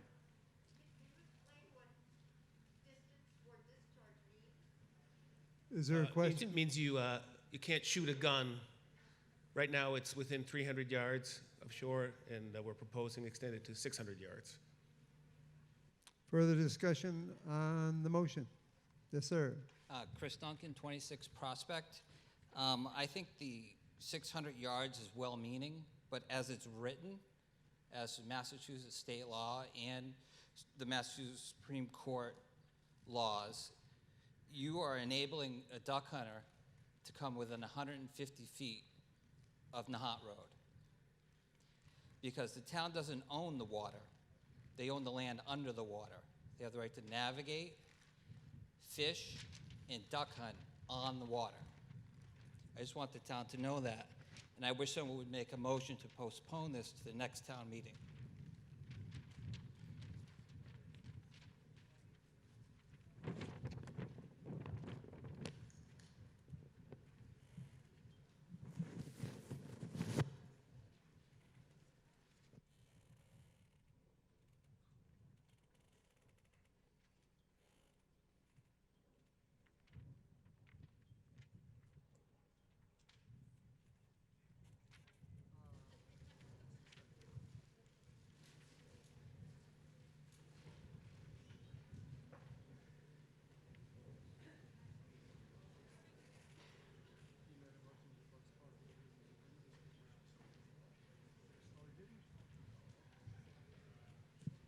Further discussion on the motion?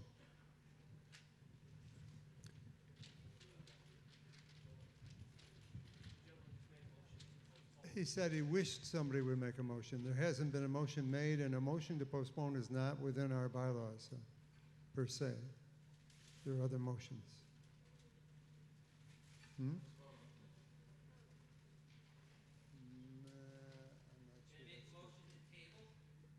First, so let me just clarify what we have. According to Section 9 of our bylaws, when a question is under debate, no motion shall be in order except to indefinitely postpone, to refer, to recommit the previous question, which calling the question, or to amend. And the motion, as I understand it, the gentleman at the podium did not make a motion. He said he wished somebody would make a motion. And a motion to postpone is not one of the ones that you can make according to our bylaw. I'll read them again. Indefinitely postpone, which basically defeats the article. To refer, as we know from yesterday's discussion, or refer or recommit, and this would not be a recommit because it was not coming from a committee, call the question or to amend. So if you were, that's the status. Mr. Manning, yes, sir. Pursuant to Nahant Town Bylaws, Article 2, Section 9, I move to refer the matter under discussion to the police chief and asked that he bring back a report from the state police and state authorities relative to firearms bylaws for fishing and hunting, which may be protected by the Massachusetts State Constitution, to report on this issue at our next annual town meeting. It's been moved and seconded to commit this to the chief of police and, no, just chief of police? To confer with the state police. Further discussion on this motion? Actually, there isn't any discussion on this motion. This is a motion to refer, and there's no discussion allowed. So those in favor of referring the main motion to the chief of police to consult with the state police regarding state requirements and report at the next town meeting, please vote yes. And those who are opposed to that motion, please vote no. Let us vote.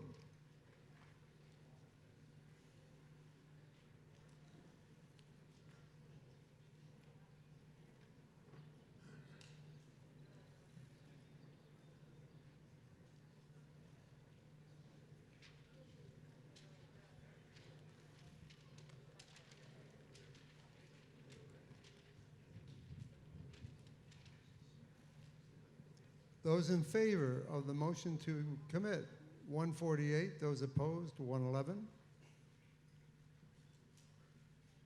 The motion carries. So the next motion we have is motion 26. Mr. Lewis.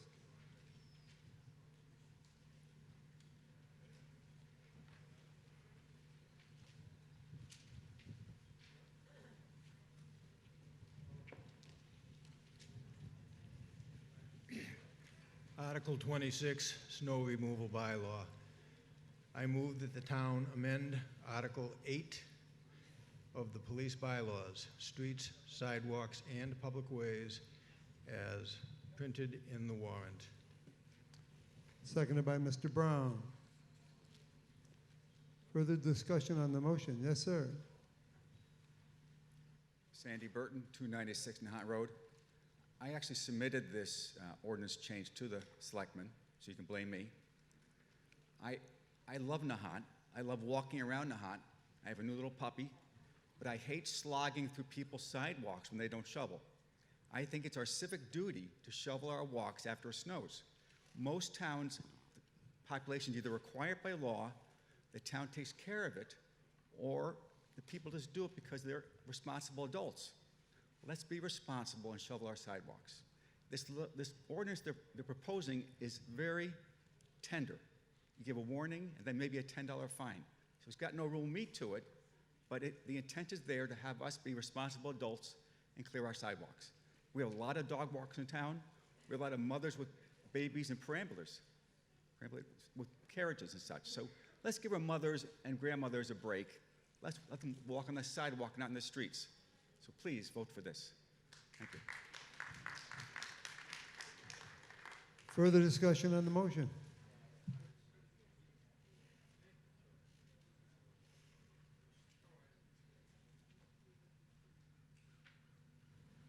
Michael Shavinsky, 48 Castle Road. Yes, sir. Just speaking out against this, we could maybe tone in some assistance with the DPW with the sidewalk plow that they have. I live on Castle Road on the curve, 48. We are inundated with water. The water mixes with the sand and the slush, and at times it's impossible to clear our sidewalks. So before we want to go ahead and fine people for not clearing the sidewalks, let you know here that we do the best we can in our area, but at times there's no way we can get it done. Thank you. Thank you. Further discussion on the motion? Thank you. Hi, Rebecca Flacker, 345 Nahant Road, and I kind of second what the gentleman said. The DPW who is doing a great job with the streets, but they tend to dump the snow that they take off the street on some sidewalks because there's no other room to do that. So along our whole property, about whatever many feet that is, the sidewalks are dumped with 3 feet of snow after heavy snowstorms, and there's no way, and it mixes with the sand, it might freeze. There's no way to really get rid of that in an appropriate way, and I can only try, but it's kind of not possible. So I hear you, but I don't like the idea. I won't support it. Thank you. Thank you. Further discussion?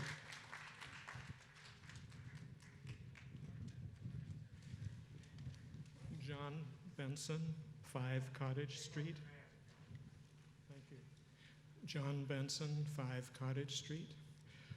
What happens if we go away for vacation during the Christmas season or winter break, or we're in the hospital and we come back after 3 or 4 days?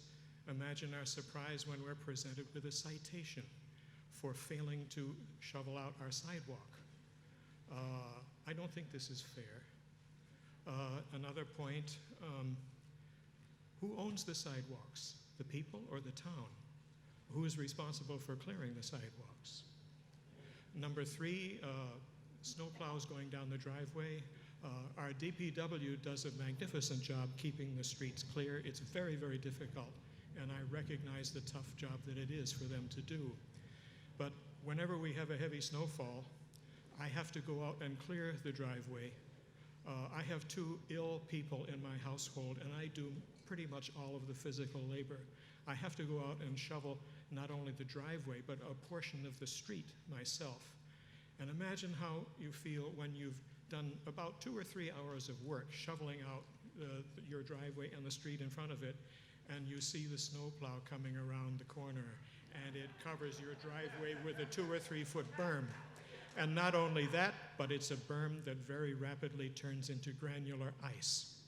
Final point, I have only 1 fire hydrant in my neighborhood. The next one is on the corner of Mayolas Road and Ocean Street. I make a point every time there's a snowstorm of shoveling through the neighbor's driveway all the way down to the street, sloshing my way up the street to the fire hydrant, and carving out a 2 or 3 foot semicircle around the hydrant so that it can be seen and used if necessary. That takes sometimes 1 or 2 hours to do. I think this bylaw is, it's a little bit obsessive in expecting us to do things that are pretty nearly impossible to do. Thank you. Thank you. Further discussion? Chuck Volper, 240 Nahant Road. I live on the corner of Pond and Nahant, and if I had to shovel my sidewalks, it would create probably 5 or 6 extra hours of work for me each time. I have to hire a plow now just so I can get out of my driveway because the plows put a pretty high level of snow and they freeze hard like a rock, and I can't even do it, so I'm against this. Thank you. Further discussion on the motion?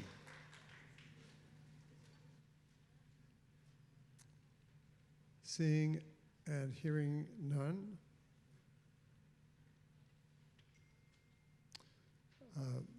Those in favor of the main motion to establish a requirement of shoveling sidewalks signify by saying yes. Those who are opposed to the main motion signify by saying no, and let us vote.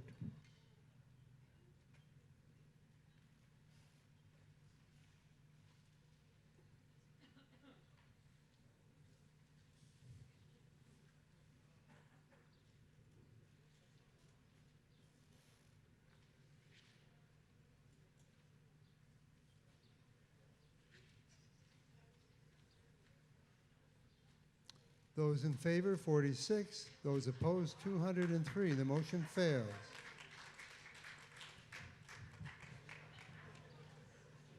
Article 28.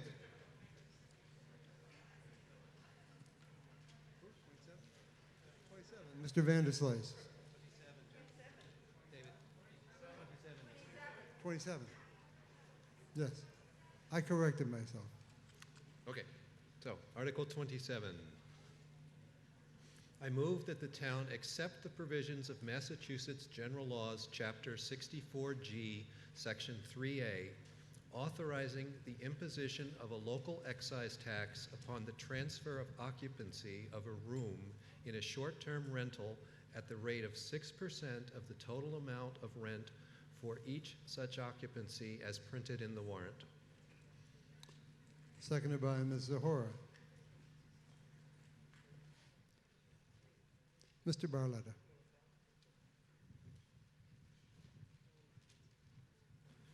Good afternoon.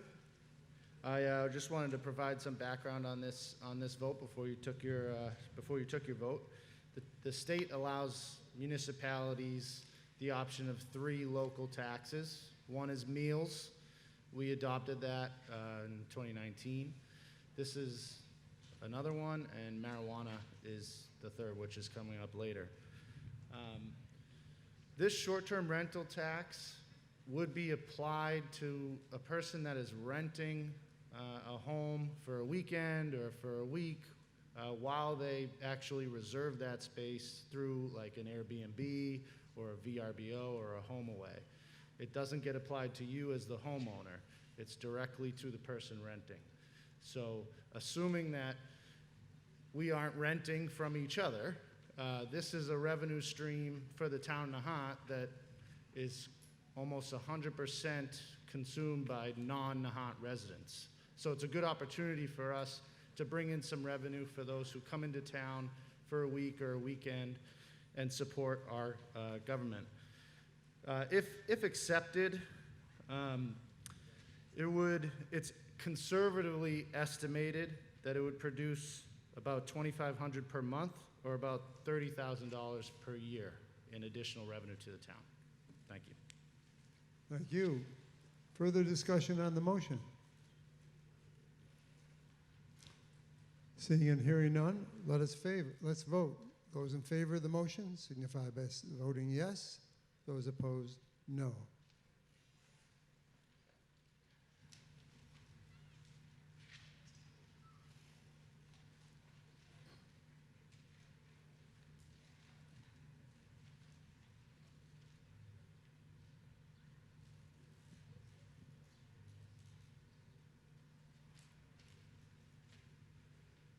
Those in favor, 184. Those opposed, 26. The motion carries. Article 28, Mr. Vanderslice. I move that the town approve the formation of a 5-member short-term rental bylaw advisory committee as printed in the warrant. Seconded by Mr. Sheehan.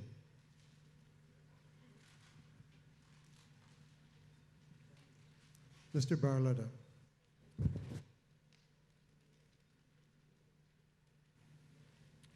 So just to provide a little bit more information, this committee would work together to provide a draft set of regulations for us to consider next year. Things that they would consider are issues that we've heard a lot about at the town hall regarding parking or trash, or sometimes even, building code, making sure that a place is, safe for someone to stay. So please vote yes. Thank you. Further discussion on the motion? Those in favor of the motion, please vote yes. Those opposed, no. And let us vote.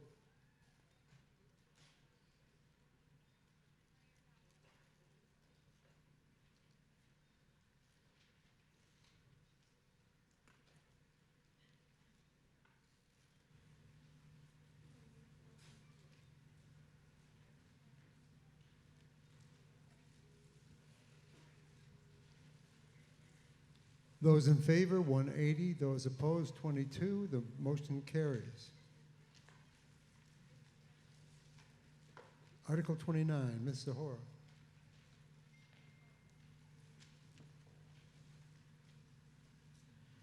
I move that the town accept provisions of Massachusetts General Laws, Chapter 64N, Section 3, authorizing the town to impose a local sales tax at the statutory rate of 3% on marijuana and marijuana product sales originating within the town as printed in the warrant. Seconded by Mr. Lewis. Mr. Barletta.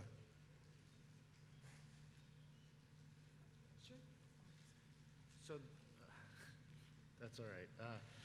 So this is the third local sales tax option that the state allows municipalities to consider. I think there's been a lot of discussion about these two articles that are back to back. This first one being the tax, the second one being regulations. The marijuana industry, there's certain requirements that come with the state law that was passed by question 4 in 2016. And the planning board's going to get into a lot of that at the next question. Obviously, this local tax wouldn't produce any revenue for the town if there wasn't an establishment here. The actual intent of establishing the tax is to put us in line with our neighboring communities who have the tax, because there are a number of companies that work on behalf of these establishments that actually seek out municipalities that either don't have a tax or don't have regulations. So that's the intent of this question. Thank you.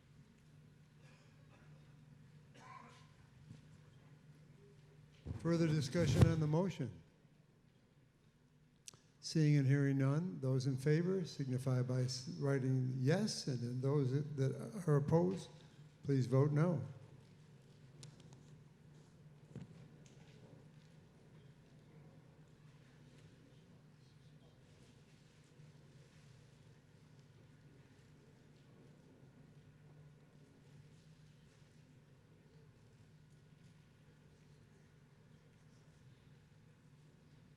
Those in favor, 196. Those opposed, 15.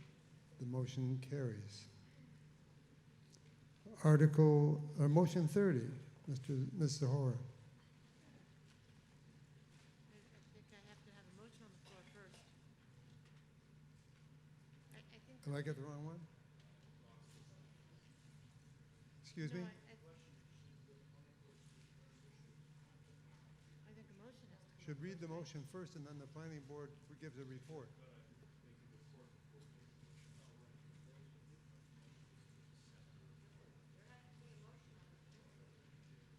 All right. Since the motion is to accept your report, please give your report. Thank you very much.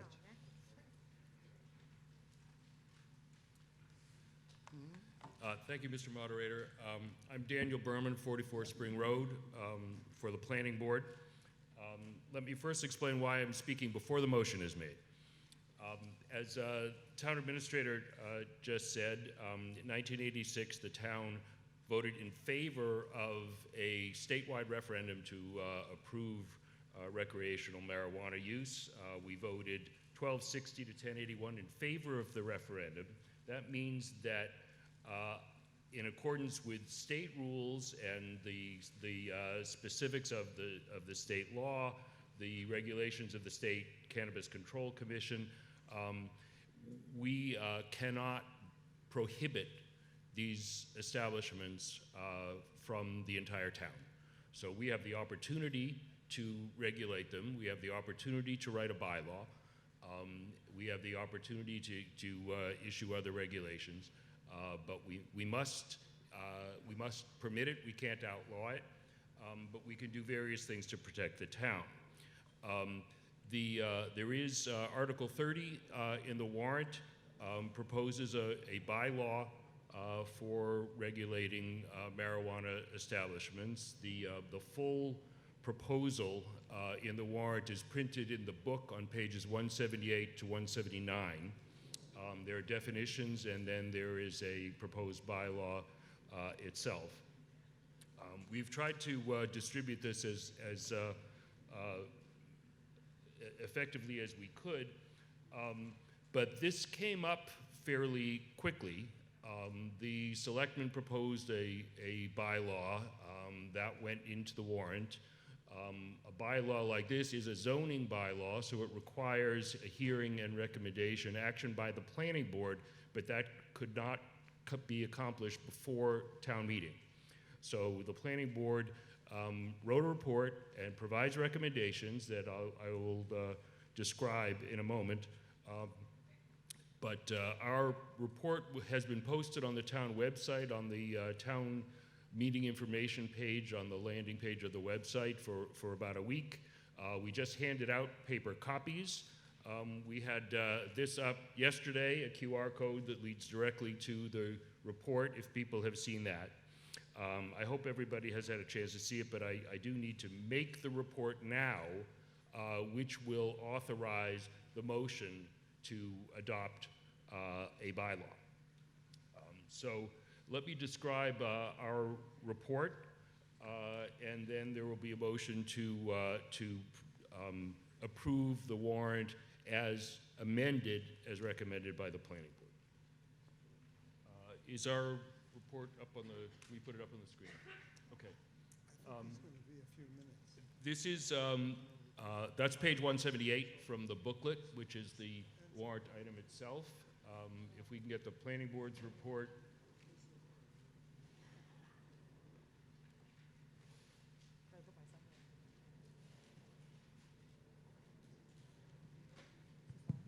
Ms. Sahora, can you make a motion? Oh, is he done? It's a separate document. There we go. Okay. So that's the planning board's report, and it has 4 proposed amendments. And the key issue here is that the selectmen did not have a lot of time to respond to what they perceived as the need to fill the gap.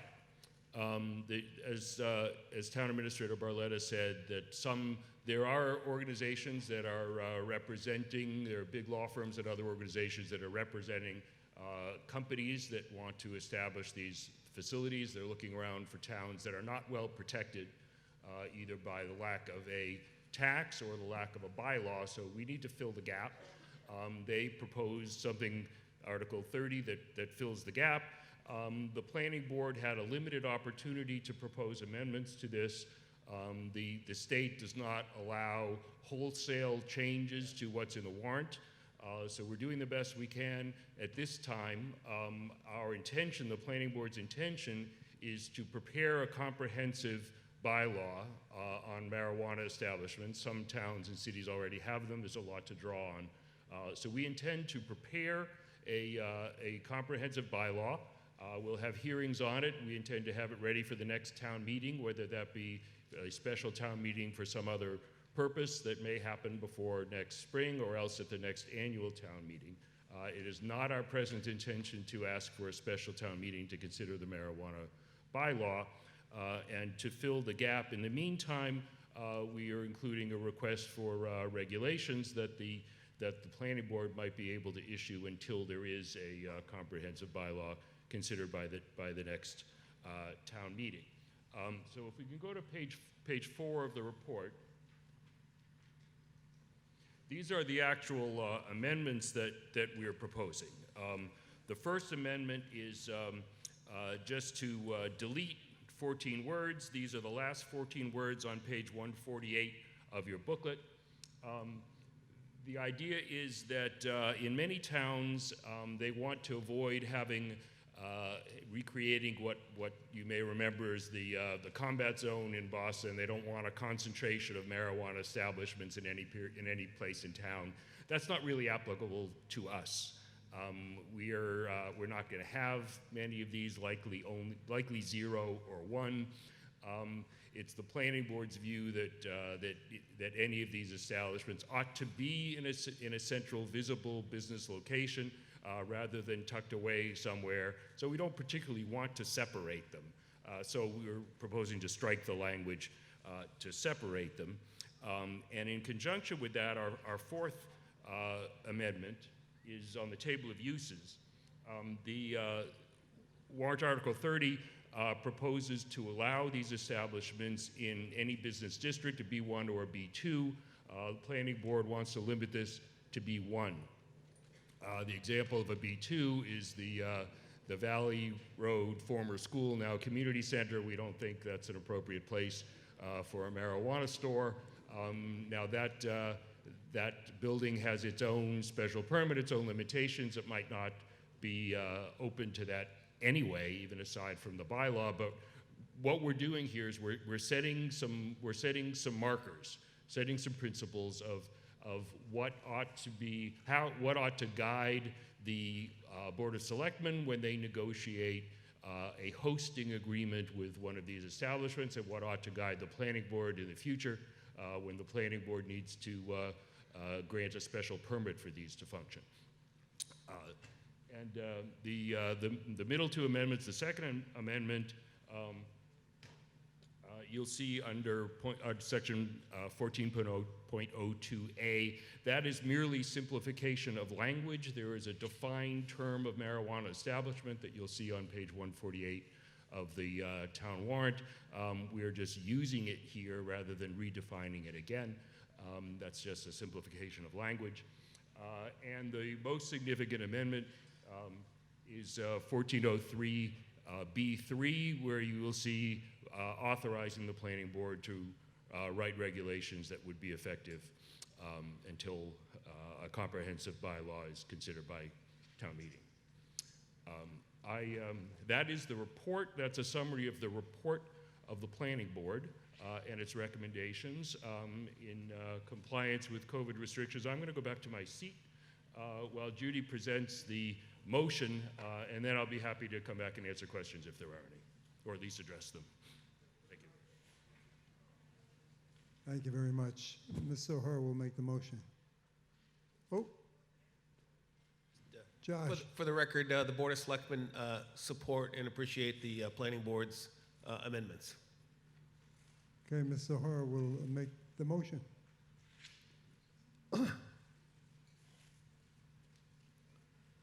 I move that the town approve Article 30 as printed in Appendix 13 of the report and recommendation and as revised of the Advisory and Finance Committee, and include the amendments provided in the report and recommendation of the Planning Board. Actually, I could start it again. Let's try that again. I move that the town approve Article 30 as printed in Appendix 13 of the report and recommendations of the Advisory and Finance Committee, and include the amendments provided in the report and recommendation of the Planning Board. seconded by Mr. Brown. Further discussion on the motion? Mr. Manning.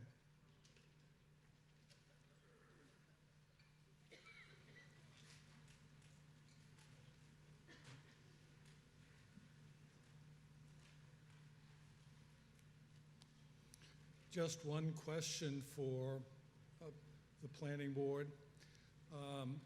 I think I understand from the report that was just made that it's viewed that this bylaw is to be put in place today, but the planning board is considering that there may be other modifications needed and that they would report back at the next annual town meeting if there were any other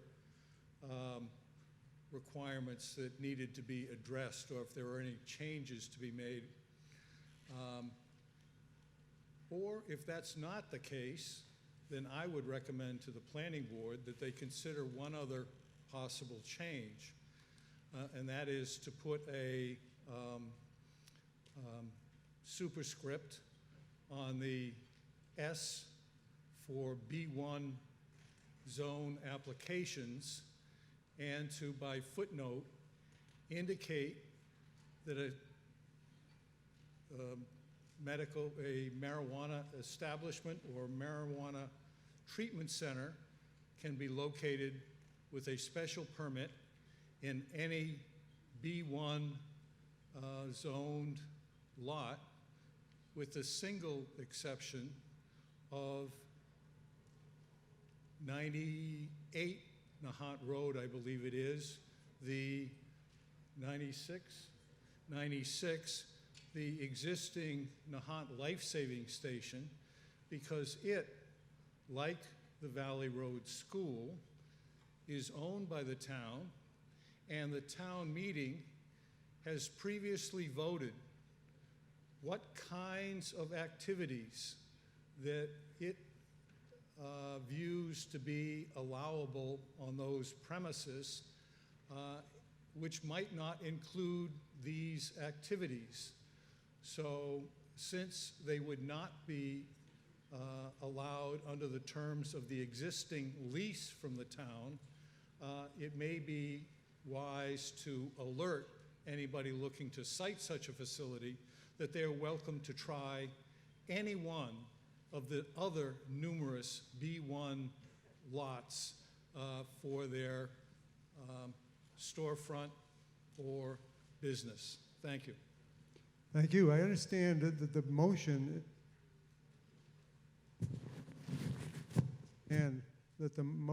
is to allow the planning board to make such considerations and report back at the next year's meeting. So I think you'd be free to make that suggestion to them. Yes, I appreciate the suggestion, Mr. Manning. We are, I guess it's not up on there anymore, but 1402 B3 is amended. Would allow the planning board to issue regulations between now and the next town meeting, when we would present a comprehensive bylaw. Yes, the fact that there are specific limitations on the uses at 96 Nahant Road would mean that the planning board would not issue a special permit that would conflict with those recommendations. At the moment, I don't think it's necessary or appropriate to make that as a zoning limitation, but that's certainly we can deal with that when we discuss our views on changes to be made in open meetings, and we have a hearing on what we do come up with to propose. Further discussion on the motion? Seeing and hearing none, those in favor of the motion, please signify by voting yes. And those opposed, no. Let us vote. Mr. Moderator, I need just one moment to prepare that secondary motion for you. Oh, secondary motion? You're not voting on Article 30, you're voting on the article, the motion to Article 30, correct? Or did I misunderstand that? We have too many masks around here. We are on 30? Okay. Yeah, Never on the mind motion then. for Go Article. ahead. Yes.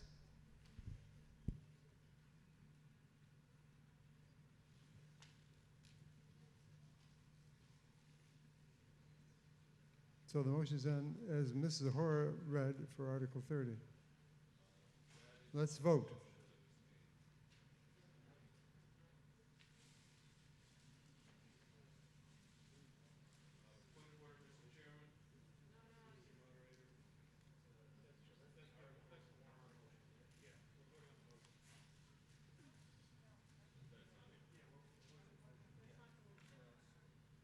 So the motion is before the House, and that was to include the article as you see it, but also with the amendments presented by the planning board. And that's what was read as a motion, and that's what we need to vote on. I understand. The screen is presenting the articles from the warrant, and we've got a strong suggestion to change that for next year, but we don't have that ability at the moment. So you have to go by what the motion was that was read by Ms. Zahora. So let's try and give it a vote. If you agree with the motion by Ms. Zahora, which was to adopt the article terminology, but with the changes recommended by the report of the planning board, please vote yes. If you are opposed to that, please vote no. And let's vote now.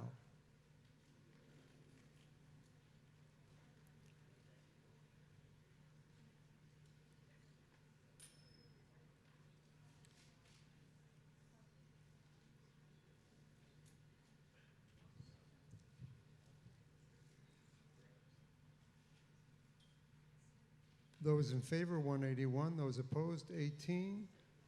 The motion carries. Article 31, Mr. Fogel. This is the Veterans Tax Work-Off Program.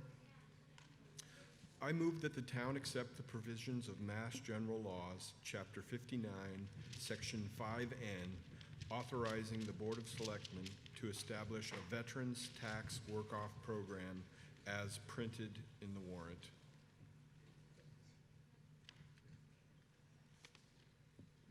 Seconded by Ms. Tarmy.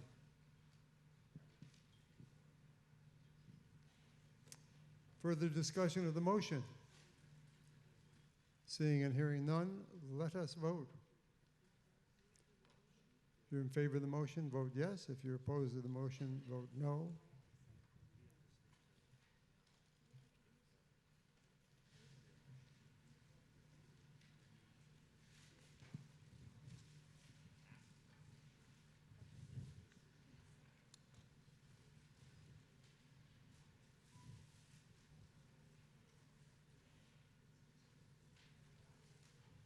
Those in favor, 165. Those opposed, 6. The motion carries.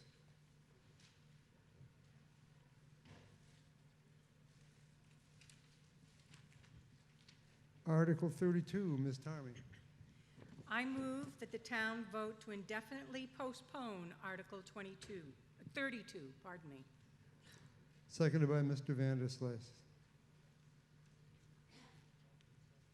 Further discussion, yes? Yes, hello, I'm Sheila Hambleton.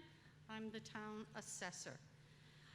As most of you know, Perry Barrasso was the former chairman of the BOA and BOS. He served his beloved community for almost 20 years, but recently passed away.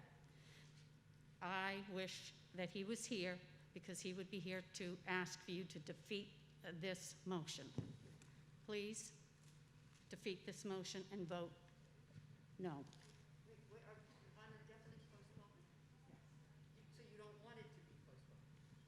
I do not want it to be postponed. I want to make a motion after to approve it.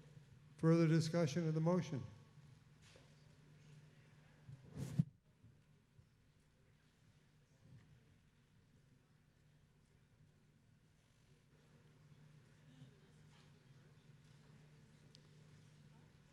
Seeing and hearing none, I believe we're ready to vote. If you're in favor of indefinite postponement of this article, please vote yes. If you're opposed, vote no.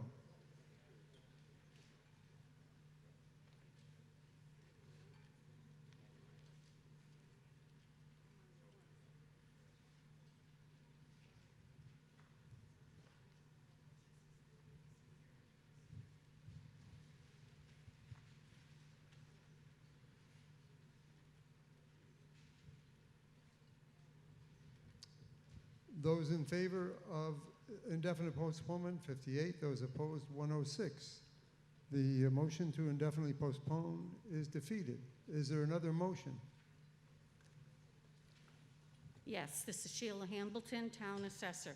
I move to see if the town will vote to reduce the rate of interest that accrues on property taxes deferred by eligible seniors under General Laws, Chapter 59, Section 5, Clause 41A, from 4% to 2.5%, with such reduced rate to apply to taxes assessed for any fiscal year beginning on or after July 1st, 2020.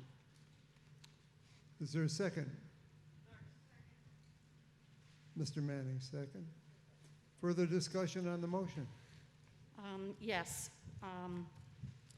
First, this is a very important tax break for seniors. The amount of taxes that does get deferred is paid back. There's no loss to the town for any of the money that is deferred. The assessors put a lien on the property just as if the treasurer collector was putting a lien on unpaid taxes for other purposes. So I would please vote yes to support our elder homeowners. And if there's any other questions, I'd be happy to answer them. Further discussion on the motion? Yes.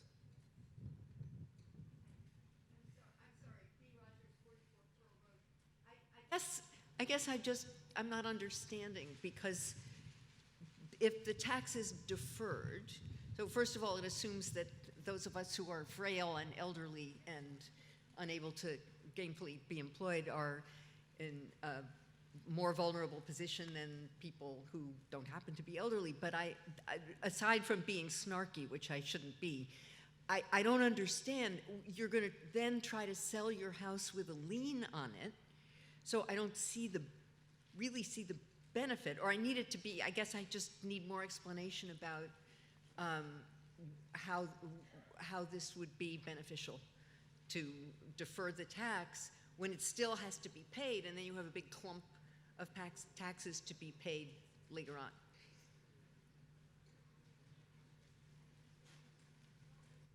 Mr. Brewer.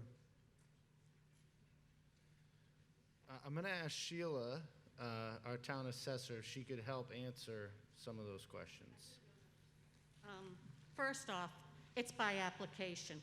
So it is a homeowner that would apply directly to the Board of Assessors for this particular type of relief. In most cases, they are also eligible for what is termed the Clause 41C, which is an elderly exemption. All of these exemptions are age limited, income, asset limits, and so if you don't qualify, then you're not eligible to receive any of these particular exemptions or deferrals. It's $40,000 is income, age is 65. You have to own the home for 10 years. There's a bunch of other little requirements also. Let's see. I did write a supporting statement in the book, page 37. We currently have 3 families that do use the tax deferral program. I hope that answers your question. Further discussion?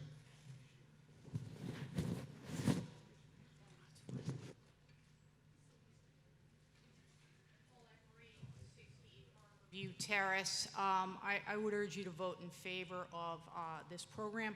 For persons who need to use it, they typically don't have $40,000 a year in income. They're typically persons who are either seniors who may have as little as Social Security, disability income, regular Social Security, retirement, what people would think of that. So the ability to defer your taxes currently at 4% a year, and then perhaps by this article have that reduced to 2.5% a year going forward, is a significant savings, and those taxes do come back to the town when the property is sold or passes to the homeowner's family heirs. And I think from what I read in the report or comments in the warrant, my understanding is that the planning board thinks that with the reduction in interest to 2.5%, there might be more homeowners who would feel comfortable using this tax deferral. So I urge you to vote in favor of it. Thank you. Next, further discussion. Mr. Manning.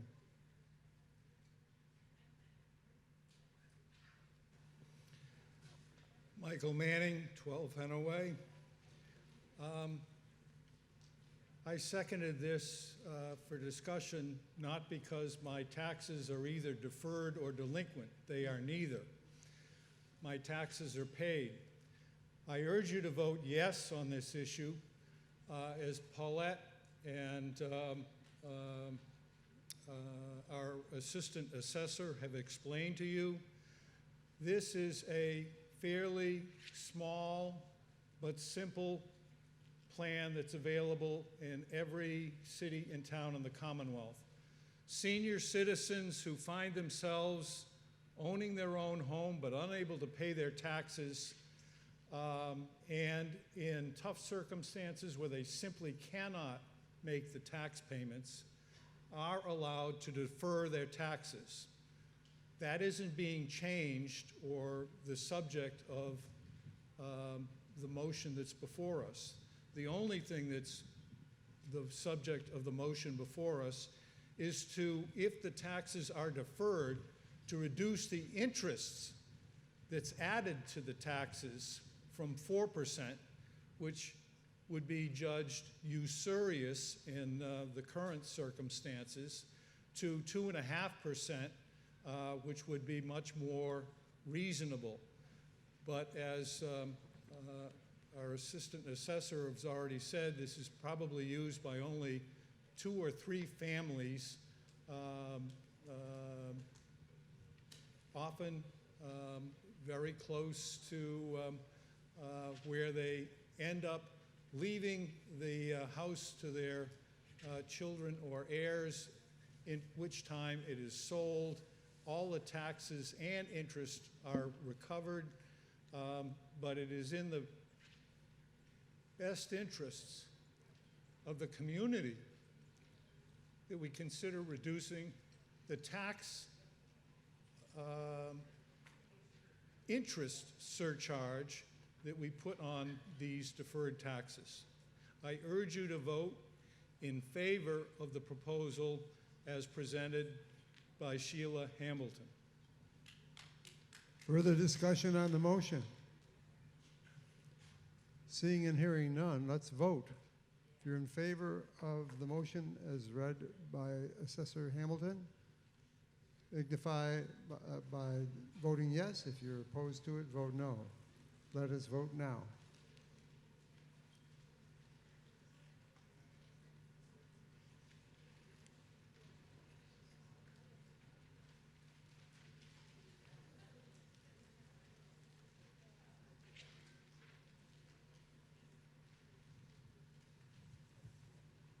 Those in favor, 155. Those opposed, 187. The motion, as read by Ms. Hamilton, is approved. Article 33, Ms. Darmy. I move that the town vote to transfer the care, custody, and control of the northwestern portion of Antigo Way, as identified on the attached certified plan prepared by Ralph Reed and dated July 16, 2020, and measuring 192 square feet from the Board of Selectmen for public way or other purposes to the Board of Selectmen for that purpose, and the additional purpose of conveyance, and further to authorize the Board of Selectmen to convey all or a portion of said property as printed in the warrant on such terms and conditions as the board deems appropriate. Seconded by Mr. Fogel. Further discussion on the motion? Yes. Frank Cardilli, 6 Antigua Way. I guess that's my house.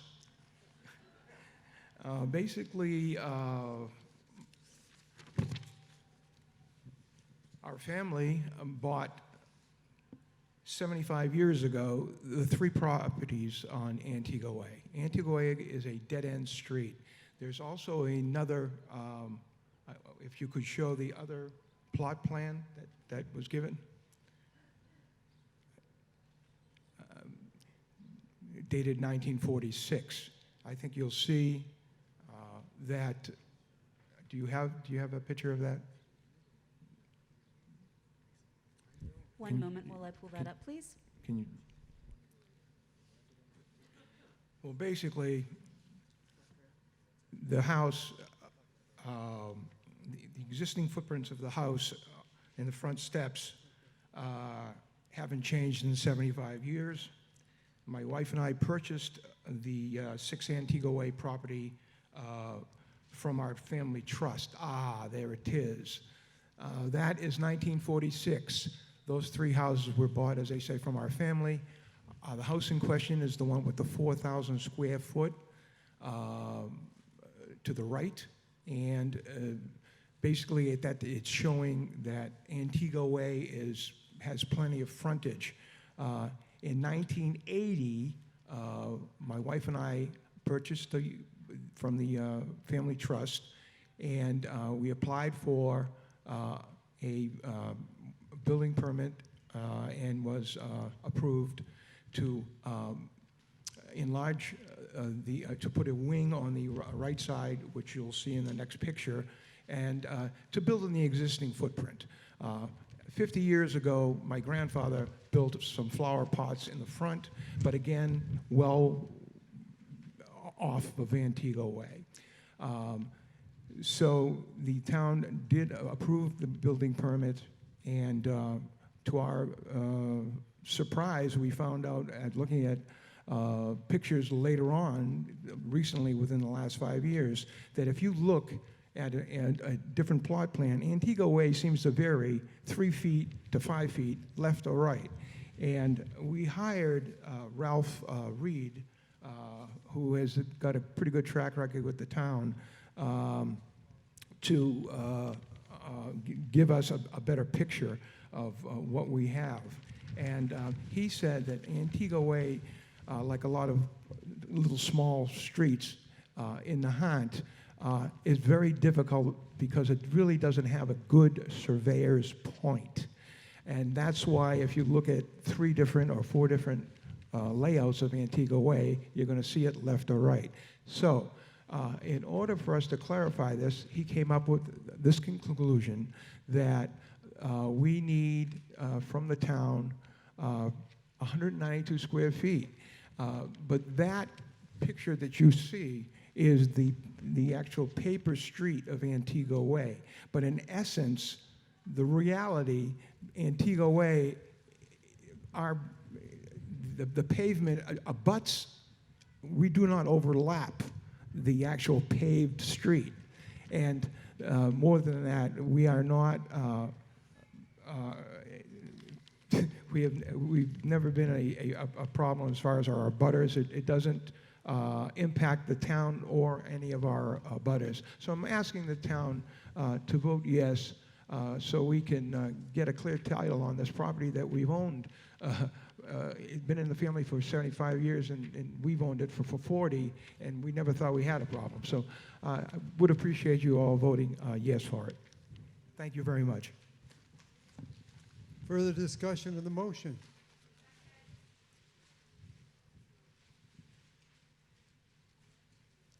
Mark.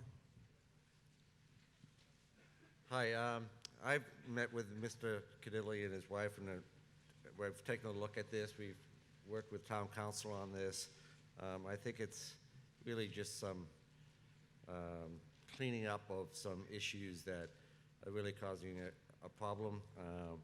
Just less than 100 square feet that his front steps are on. I think it's something that the town should deal with, and I support your motion. Thank you. Further discussion on the motion? Seeing and hearing none, let us vote. If you're in favor of the motion, vote yes. If you're opposed, vote no.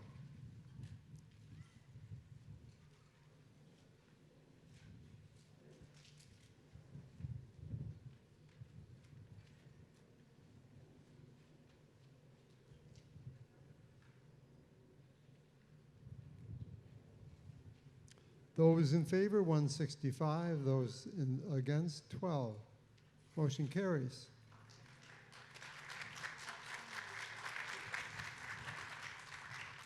Article 34, Ms. Tarmy.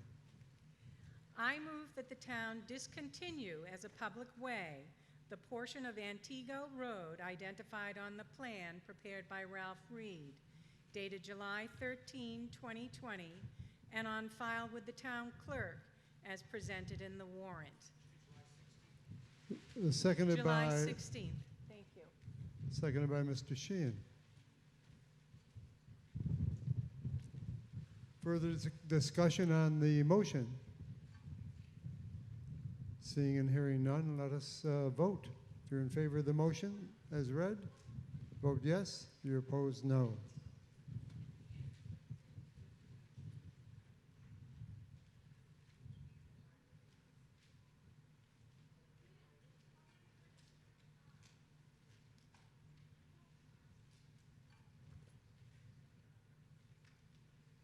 Those in favor, 153. Those opposed, 9.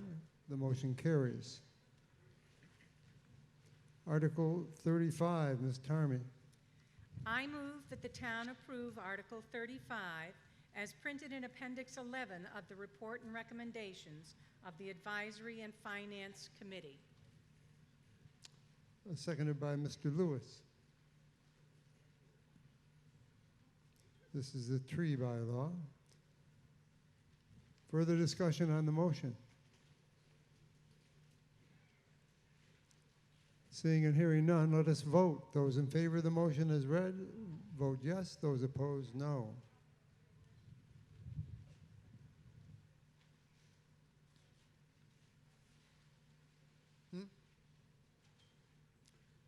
Mr. Sheehan.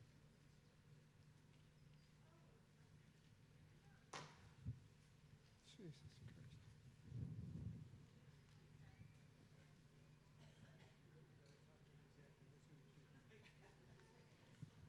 Those in favor, 149. Those opposed, 20. The motion carries. Article 36, Ms. Tarmy.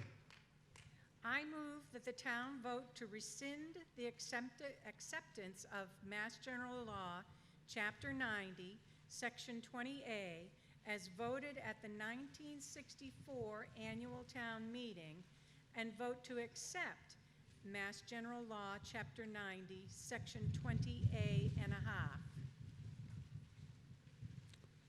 Seconded by Ms. Betty.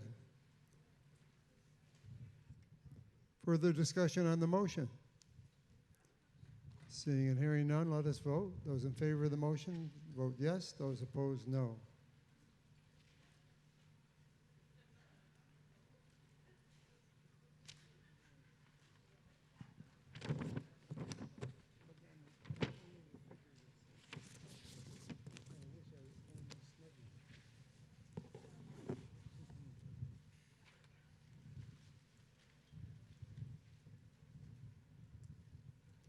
Those in favor, 145. Those against, 12. Motion carries. Article 37, Ms. Betty.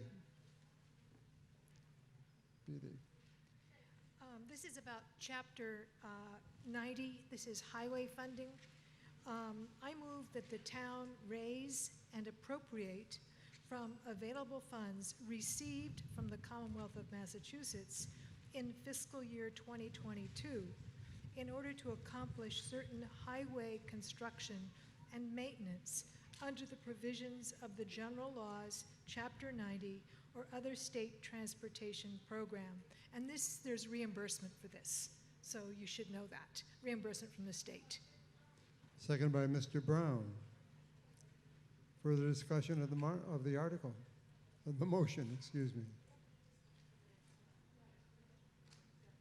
Seeing and hearing none, those in favor of the motion as read, please vote yes. Those opposed, no. Let us vote now.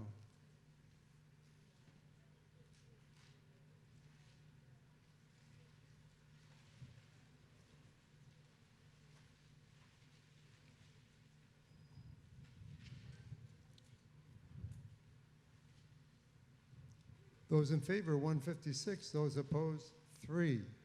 The motion carries. Article 38, Ms. Beatty.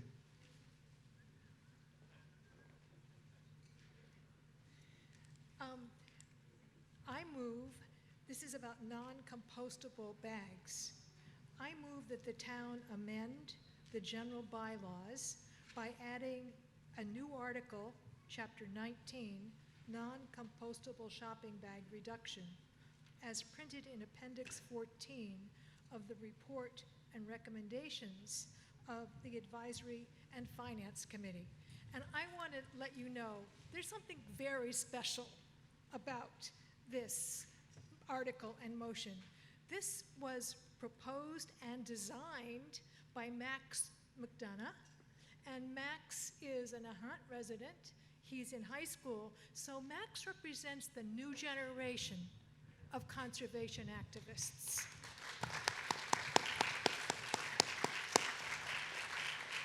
This was seconded by Mr. Vanderslice. Sorry.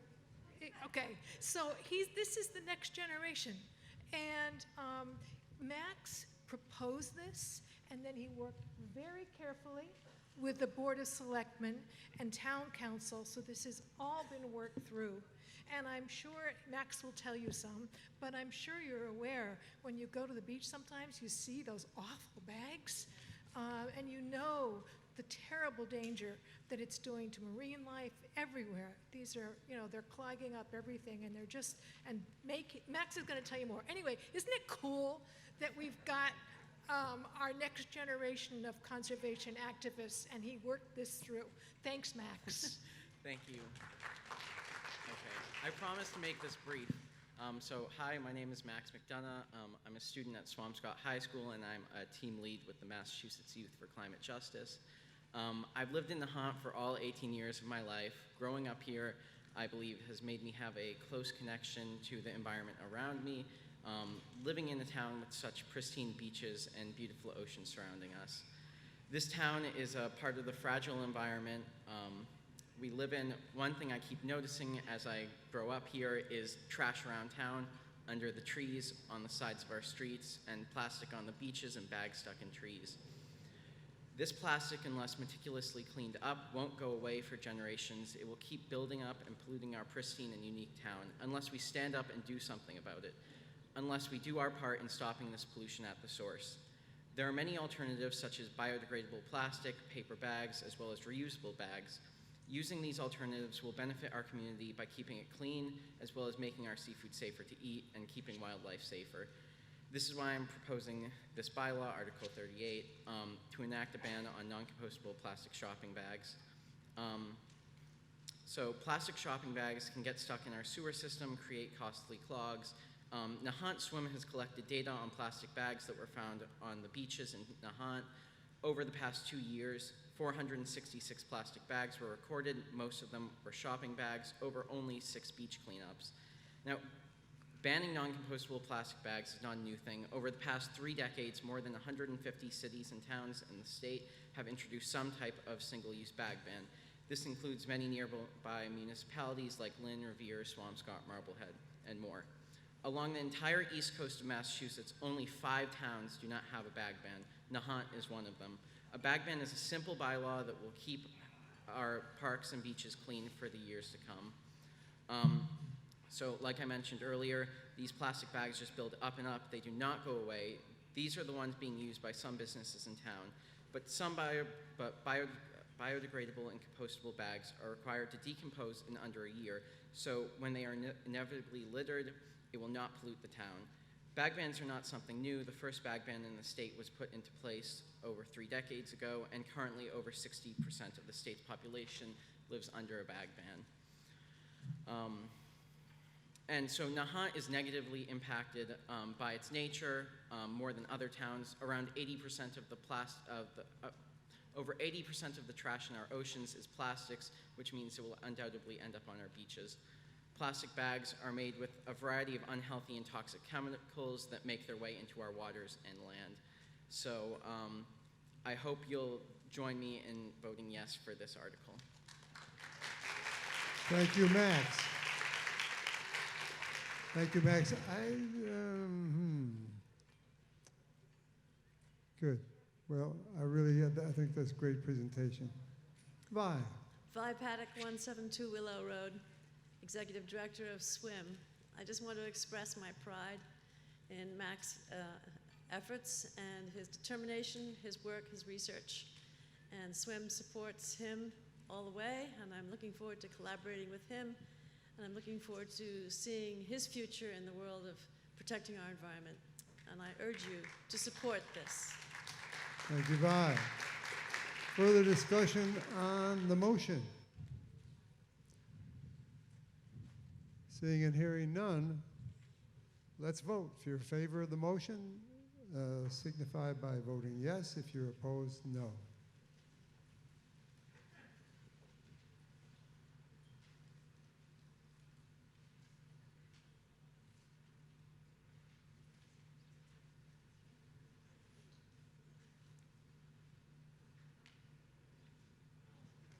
Those in favor, 161. Those opposed, 19. The motion carries. Article 39, Mr. Fulgham. This is related to the lowlands drainage issue. I move that the sum of $100,000 is hereby appropriated to fund drainage improvements in the lowlands neighborhood, generally consisting of Castle Road, Fox Hill Road, and Ward Road, including but not limited to improvements to existing infrastructure of drainage ditches, stormwater pipes and outfalls, as well as development of infrastructure to improve drainage, including the payment of all costs incidental related thereto, and that to meet this appropriation, the town treasurer, with the approval of the selectmen, is authorized to borrow said amount under and pursuant to Mass General Law, Chapter 48, Section 7. 44, I think. Oh, sorry. Section 44, Mass General Law, Chapter 44, subsection 7(1), or pursuant to any other enabling authority, and to issue bonds or notes of the town therefore. Any premium received upon the sale of any bonds or notes approved by this vote, less any such premium applied to the payment of the costs of issuance of such bonds or notes, may be applied to the payment of costs approved by this vote in accordance with Mass General Law, Chapter 44, subsection 20, thereby reducing the amount authorized to be borrowed to pay such cost by a like amount. Seconded by Ms. Zahora. Further discussion on the motion? Mr. Anton.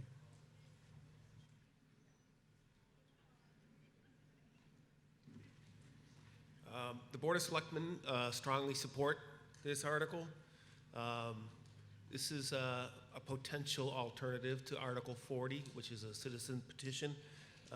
Tony's worked closely with the citizens that have submitted Article 40 and believe this is an acceptable alternative to Article 40. You know, drainage in this neighborhood is a problem that has lingered far too long. So we've included action Actually, the Board of Selectmen has put this on Tony's goals for this year. And we strongly recommend passing of this article. I'd like to remind people that this requires a 2/3 vote. So, thank you. Thank you. Further discussion on the motion? Seeing and hearing none, let us vote. Those in favor of the motion, vote yes. Those opposed, no.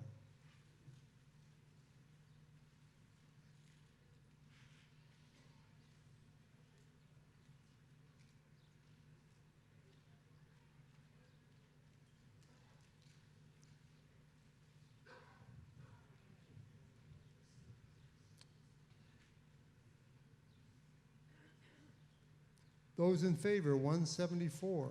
Those opposed, 7. Far exceeding the 2/3 majority required.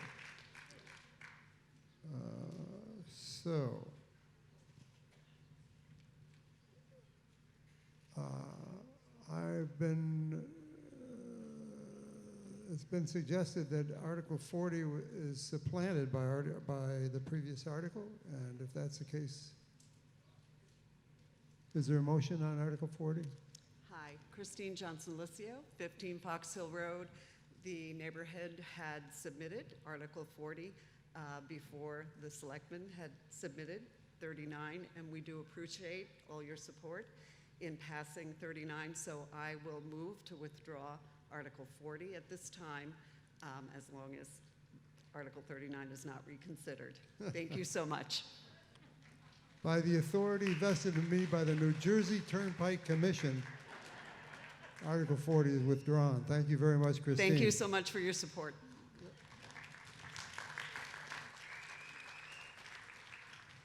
Article 41. Oh, that's right, we did 41. Article 42. This is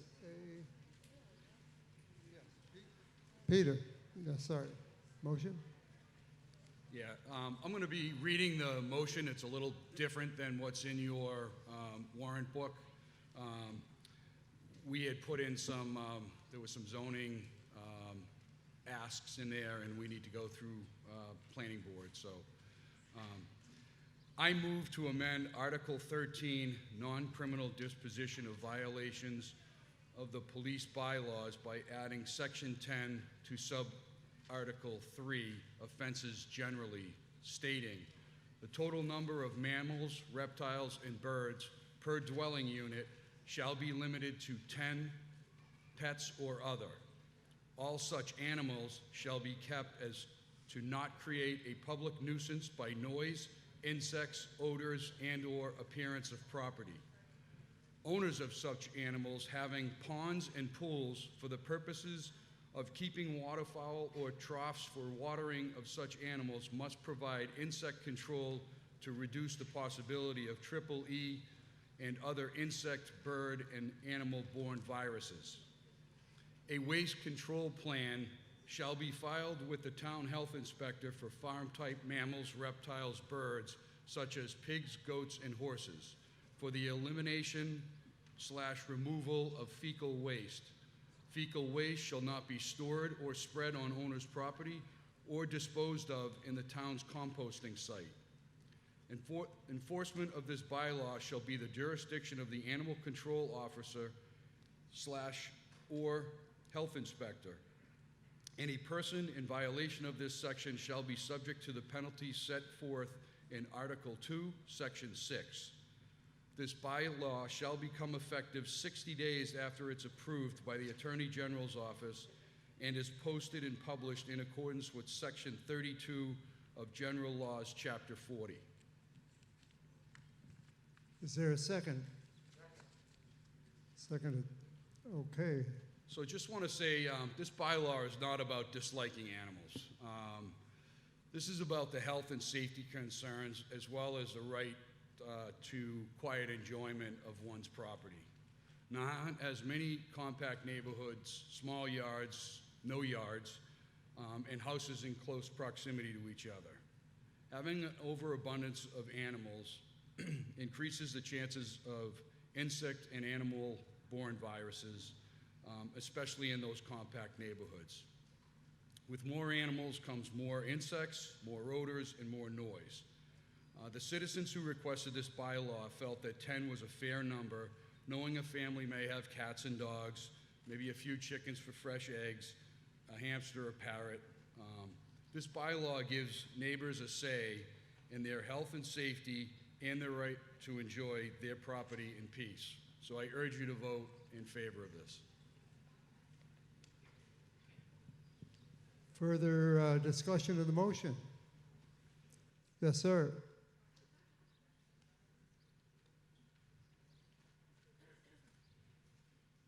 John Benson, 5 Cottage Street. Currently in my yard right now, I have 2 mallard ducks occupying a small bird bath.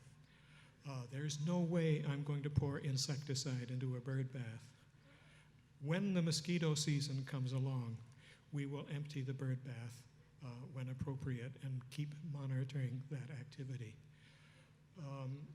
I hope this bylaw does not apply to passing birds.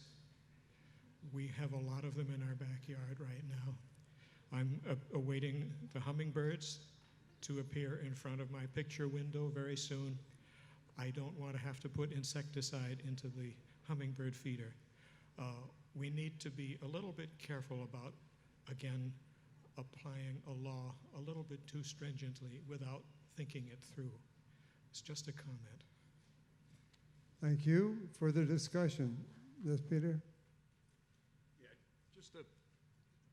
This is not for animals that come in, bird flight path, anything like that. This is for, pets and other animals kept in the house. This is not for wild animals. Yes, sir. Chuck Fulper, 240 Nahant Road. I'd just like to say that I think it could be easy to break 10 animals when you have a bunch of kids and a cat and a dog and they have a couple gerbils. So, and I'd hate to have a neighbor bust on me and say, oh, you have 12 animals. So maybe in the future or you could write in a little bit more details on what would be allowed and not be allowed, since this is more oriented towards farm animals and waste, et cetera. And I think it could be written a little better. Thanks. Thank you. Further discussion? Yes, ma'am. Susan Hendrickson, 16 Emerald Road. I'm here to speak in favor of this article and encourage you also to support it. Let me preface this by saying that I've always had animals. At one time we had 2 dogs, 3 cats, 2 rabbits. I think up 7 is the most I'd had. My daughter actually became a veterinarian because she grew up in a household full of various pets and loved animals.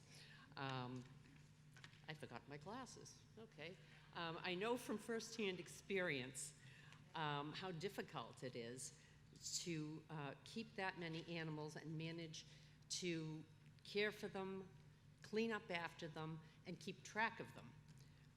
Which brings me to why I'm here today. I had occasion last summer where I was confronted in my driveway by a 3 to 4 foot snake, which I came to find out later was a python and not indigenous to this area.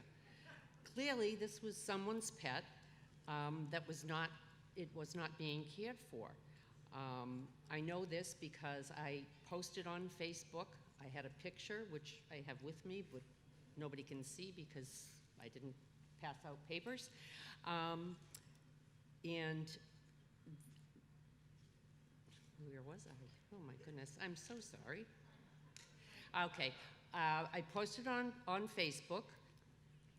It was not reported to the police. Nobody was looking for this animal. I saw no one out searching for it, looking for it. And it was seen by various people in our neighborhood for the rest of the week. To this day, I don't know if it was recovered. However, I was told that the snake was owned by somebody who did have well over 10 pets and animals in their household.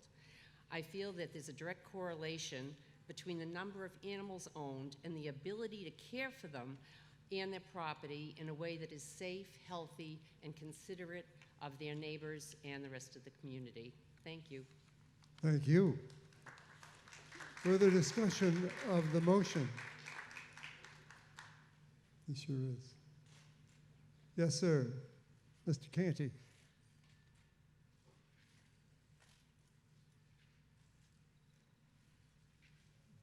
Very simply, I'm surprised that we don't have a bylaw or a non-zoning bylaw in place to handle these kinds of things. We really need to support these people. Thank you. Thank you. Further discussion of the motion? Seeing and hearing none, let us vote. Those in favor of the motion signify by voting yes. Those opposed, no.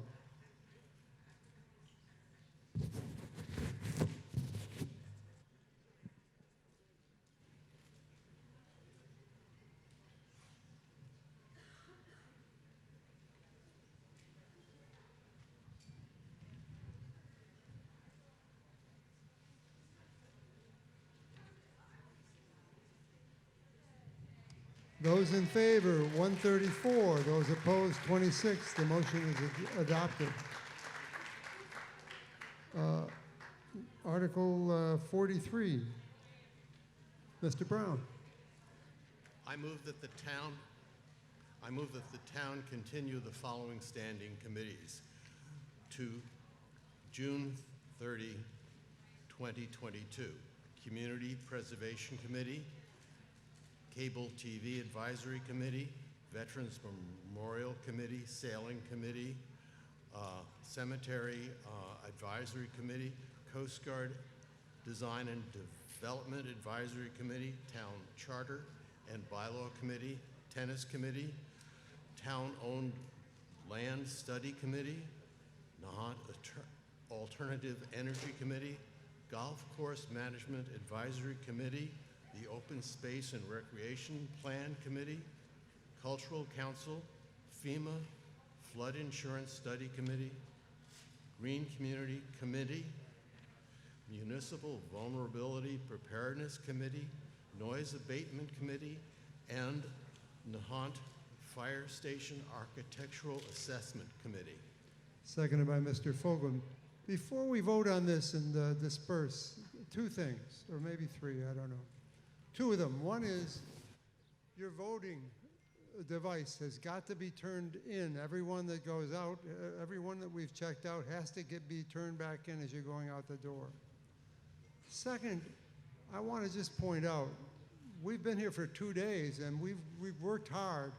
I really appreciate, and we all appreciate, your coming here to do your civic duty and exercise the most basic form of democracy. But think about what happened last year. Last year we had to do bare bones town meeting, and we just barely got through it. So all these things that hung over from last year had to be dealt with this year. You can see, if you look at the usual size of the recommendation report from the FinCom and compare it to what we've got today, it's astounding. They have done an extraordinary job. They have worked hard. They've had to fight with a lot of different concepts and to really explore a lot of different expenditures and deal with budgets.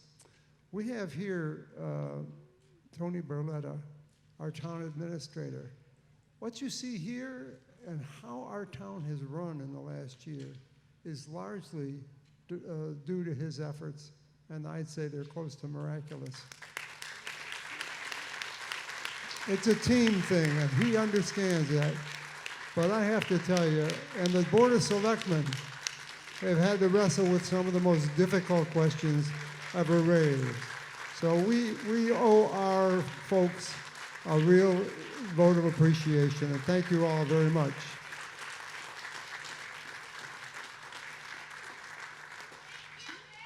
Hey, I have fun. I just have fun here, you know that. Any further discussion on the motion to continue committees? Seeing and hearing none, please vote. If you are in favor of the motion as read, please vote yes. If you're against, vote no. Thank you again for your participation and your hard work getting through so much this afternoon.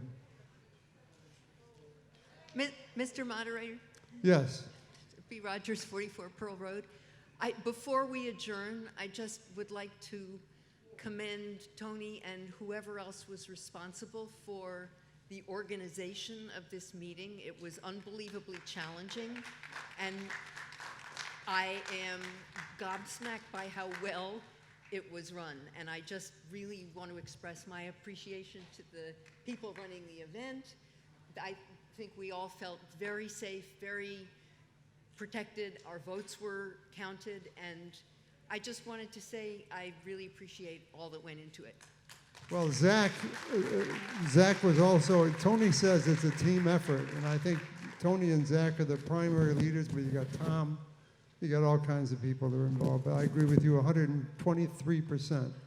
Thank you all. Have we voted? All right, here we go.